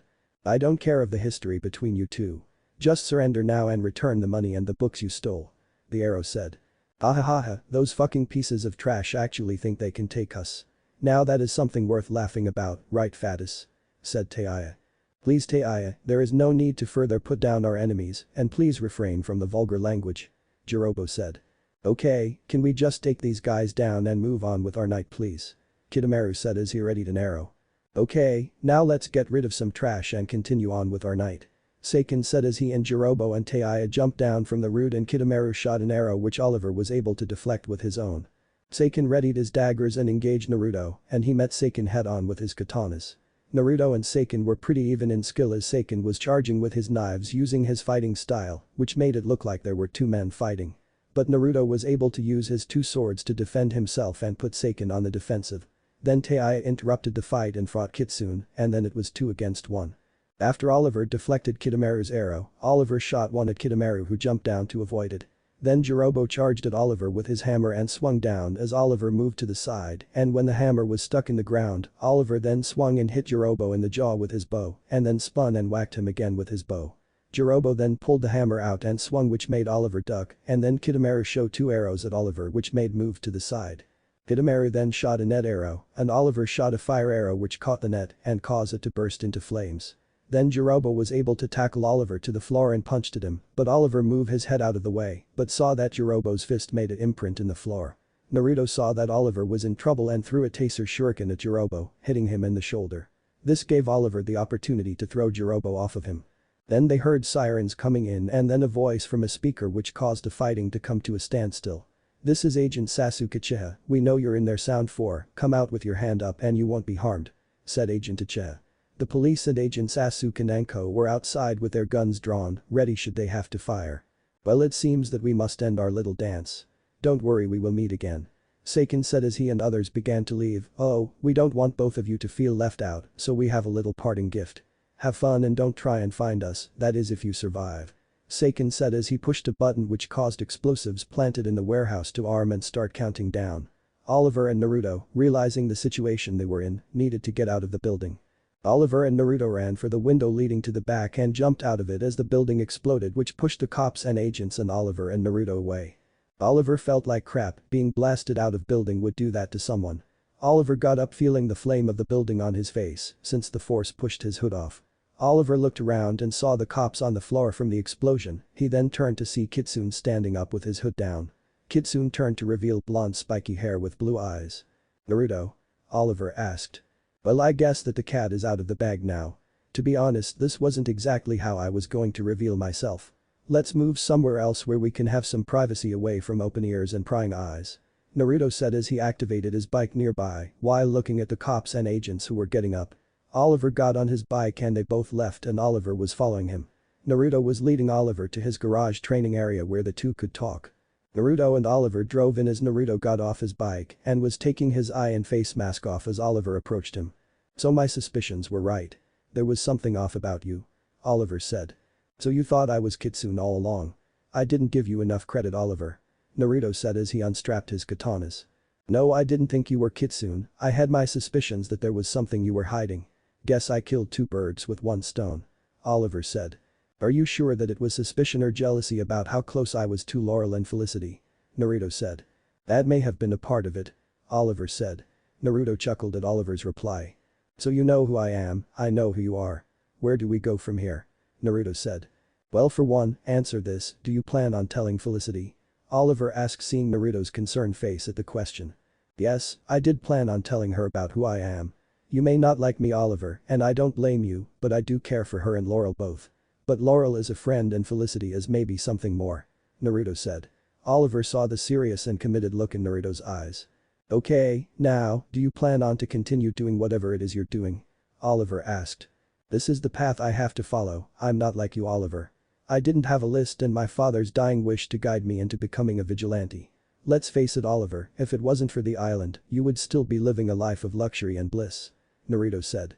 You're right, the whole reason I became the Arrow was to honor my father's memory, but now I am doing to honor Tommy and to become the hero this city needs. Oliver said. And I respect that, I do, Oliver. But my parents were all I had, and when they were killed they wanted me to do something with my life and to find something worth fighting for. You have your mother and sister, but I had no one, then I decided to honor my parents' memory by becoming the person they knew I could become. Naruto said as Oliver began to understand Naruto's reason for being who he was. Oliver's phone then rang and answered it to reveal a panicked Felicity. Oliver, oh my god, are you alright? Reports are coming in that the warehouse exploded, are you alright? Yeah, Felicity, I'm alright. And I with a friend. Oliver said. A friend, oh, is it Kitsune? I didn't know that we were working together now, can you ask him if we are working together to stop the Sound 4, because if we aren't then you are at a disadvantage with 4-1. Felicity said, which caused Naruto to smirk and then he decided to answer. Don't worry Felicity, I'm here to help. Naruto said. Wait, that voice, Naruto. Is that you? You are Kitsune, oh my god, this is ridiculous. Seriously, were you ever gonna tell me or were you just riding me along the whole time? What is with me, I just attract the hood-wearing vigilantes. I honestly thought that I was going to have a normal relationship with someone I really liked. Felicity was ranting on as Naruto and Oliver had amused looks on their faces and Felicity went on. Then they heard the phone change and Diggle spoke. Easy Felicity, so Oliver, it looks like your suspicion and digging finally paid off. Diggle said. Wait, Oliver, you were looking into Naruto and you didn't tell me, oh my god, could my day get any worse? Felicity said. Easy Felicity, you can yell at Oliver and Naruto later. Right now you guys need to head east. Diggle said. What's going on? Naruto asked. After the explosion at the factory we kept track of the police radio in case the Sound 4 decided to make another move and they are. There is a break-in at the museum, the police are moving as fast as they can, but they are all at the factory. Diggle said. I'm on my way. Oliver said as he hung up. You want some help? Naruto asked. Let's go. Oliver said as they both got on their bikes and drove off. Line break. At the Starling City Museum, the Sound 4 were ransacking the museum of jewelry and anything valuable that they could sell or keep for themselves. Seiken was stealing some antique swords, Taiya was in the music room, stealing some old flutes and instruments, Jirobo was stealing some ancient armor, and Kitamaru was in the ancient Egypt display. Ah, these idiots sure got some nice things that they are giving us. Taiya said as she packed away some stuff. Yup, those cops are idiots, take your time guys, we got plenty. Kitamaru said as he walked by revealing 4 dead security guards with arrows in their chests. Then the 4 were meeting together in the main room of the museum when an arrow shot out which nailed one of the bags to the wall. The 4 looked up and saw the arrow live and readying another arrow. Oh, come on, why can't you goody 2-shoes just die? Seiken yelled. Sorry to disappoint you, Seiken. The 4 turned to see Kitsune jump down onto the second floor of the museum with his sword drawn. Great, both of these fuckers. I told you that you should have used more C4 dumbus. Taiya yelled at Seiken while Jirobo and Kitamaru just shook their heads at their situation. Whatever, we can kill them now. Taiya, if you don't mind. Seiken asked her. She snorted at him, then played her flute which released a sound wave that shattered the glass and the ceiling roof which made Arrow and Kitsune move. When they looked back, the 4 were gone. They split up, they want to catch us one-on-one. Kitsune said to Arrow. You got a plan in mind? Arrow asked. Oh yeah, they think we'll split up to cover more ground. But that is exactly what they want. When we're alone, they will attack us in pairs with Seiken staying behind. So let's meet them head on and take them out and then Seiken is done for. Kitsune said. Sounds like a plan. Arrow said as they both left. Kitamaru and Taiya were moving silently through the famous painting section of the museum, waiting to ambush either Kitsune or Arrow. Man, where are those fuckers? The sooner we kill them the sooner I can get back to the book. Taiya whispered. "Oh, so you like the book that the blondie wrote?" Kitamaru said.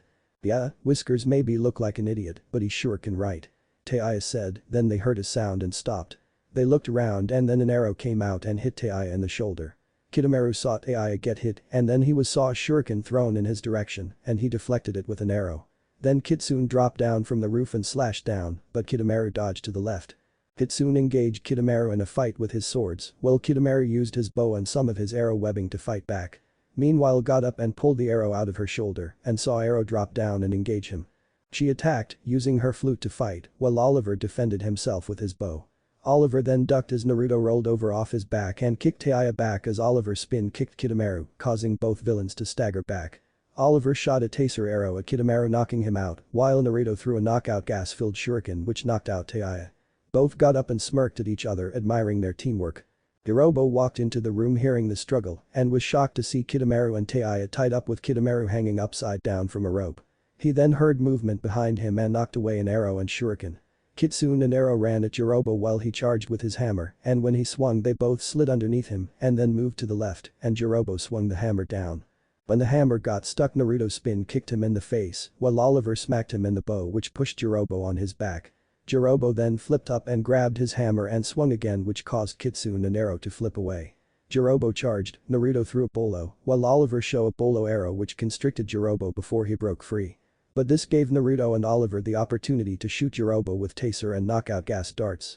Jirobo even though he was hit, stumbled toward the two of them before Naruto threw a bolo at his feet which caused him to fall on his face asleep.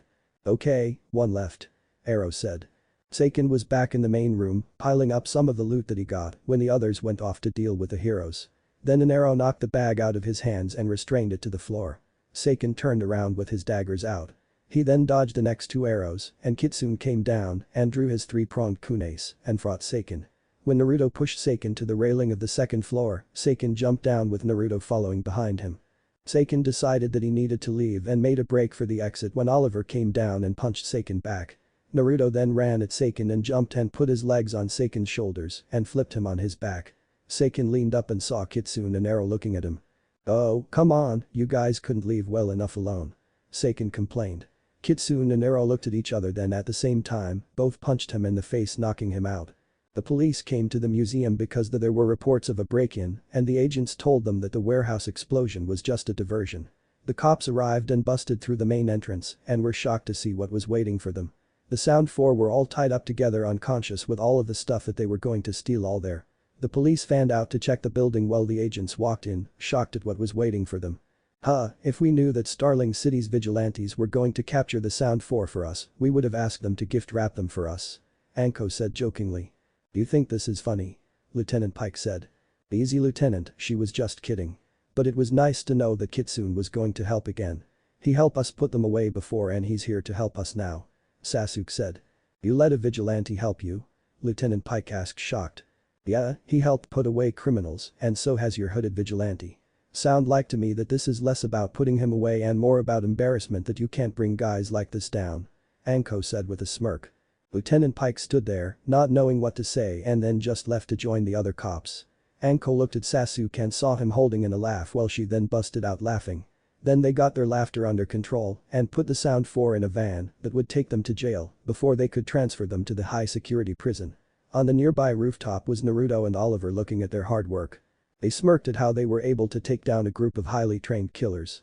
Both were thinking how good it felt to work together again. They began to leave when Oliver spoke, "Hey Naruto, not bad today." "Yeah, it felt good having someone watch my back," Naruto said. "Me too, by the way do you plan on talking to Felicity soon?" Oliver asked. "Yeah, I'll be around soon to talk. Felicity and I need to discuss some things and so do we. I'll be there soon," Naruto said as he was walking away. "Wait, you know where to meet us?" Oliver asked. "I figured out who you were, I think I can figure out where you hold your stuff.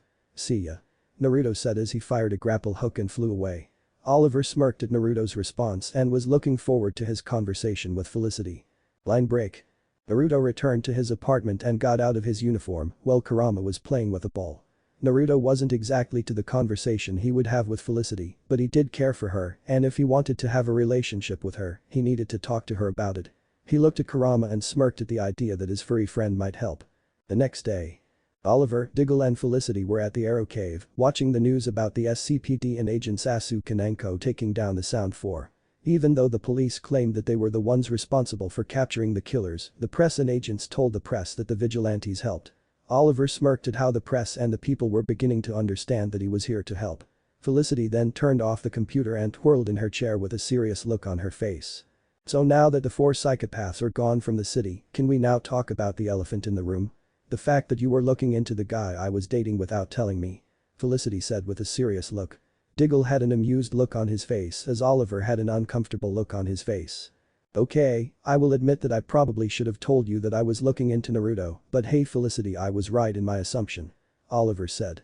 That may be, but the next time you decide to look into a guy that I'm dating, I will hack into your accounts and ruin you. Understood? Felicity said. Crystal. Oliver said. After they were done talking, the vehicle entranced opened to reveal Naruto driving on his bike. He got off and walked toward the group. Whistle, wow, nice digs Oliver. I guess have a multi-billion-dollar company to fund your nightly activities does have its advantages. Naruto said. You must be Naruto, I'm John Diggle, nice to meet you. Diggle said as he shook Naruto's hand. Nice to meet you too. Look Oliver, Diggle, you mind giving me and Felicity some privacy? Naruto asked. Oliver and Diggle left, leaving Felicity and Naruto to talk. After they left, there was a moment of awkward silence before Naruto spoke. So, nice digs you got here. Naruto said awkwardly, not really knowing how to start the conversation they needed to have. Really, is that how you're going to start this? Felicity said. Yeah, sorry. Felicity, look, I'm really sorry I didn't tell you who I was. It's not exactly something you bring up on a first date. But believe me, I had every intention of telling you who I was soon, believe me. Naruto said. Felicity stood there for a second, letting it soak in. Then she went up to Naruto and slapped him on the face hard. Ow, okay, I definitely deserved that. Naruto said while holding his cheek. Yeah, you did. You have no idea how it felt to learn that your boyfriend is a vigilante and he didn't tell you. Felicity said. I know and I'm sorry. But believe me Felicity, that it was never my intention to hurt you. I really do care for you, and now that you know who I am and I know what you do, I'm willingly to try and make this work if you are. After all, I wouldn't be a great boyfriend if I didn't try. Naruto said. Yeah, you wouldn't be if you didn't try. You are so gonna have to make this up to me later. Felicity said as she smirked. Okay, that's fine as long as it doesn't ruin us. Naruto said as he leaned in closer to Felicity and she leaned in as well. I don't think it should. She said, and then they kissed. Felicity's arms went around Naruto's head while Naruto's went around her waist. The kiss lasted for a few seconds until the both of them heard an animal speak. What was that? Felicity asked. Oh, right, I forgot. Kurama come out. Naruto said as Kurama came out of a compartment on his motorcycle and ran up to Felicity. Who's this cute guy? Felicity said as she caught Kurama. Kurama cuddled into her arms as she scratched his head. That's Kurama, my pet fox. I thought that this would be the best time for you two to meet. Naruto said as Felicity fawned over Kurama. Oliver and Diggle came back into the room. So Naruto, what else did you want to talk about? I'm pretty sure you didn't just come here to talk to Felicity. Oliver asked. You're right, there was something else I wanted to talk to you about. Now that you know who I am and I know who you are, I was wondering if you gave any thought to a possible partnership. Naruto said. You mean you and Oliver would work together? Diggle said. Yeah, Kitsune is here to help Starling, but Starling is the Arrow City and they need you, even if they don't know it yet. And even though you could help the city, Starling needs a lot more work to get back to normal. And something tells me that Starling is going to undergo some great changes and obstacles along the way. So if you're willing to, I want to help. Naruto said as he extended his hand for Oliver to shake. Oliver stood there for a second thinking about what Naruto said. Diggle was looking at Oliver, waiting for his response, and so was Felicity. Eventually a smile formed on Oliver's face and he shook Naruto's hand. You're right. Starling needs help and the Arrow has a lot of work to do on his own. Maybe the Kitsune can help. Oliver said as Naruto smirked. Well, I'm here to help, partner. Naruto said as he smiled, shaking Oliver's hand, and Oliver and Felicity smiled that they had a new team member and Starling would get 2 heroes to protect it. The end. What if Naruto and Nyssa Ghul harem end here, and thanks for watching my video till the end.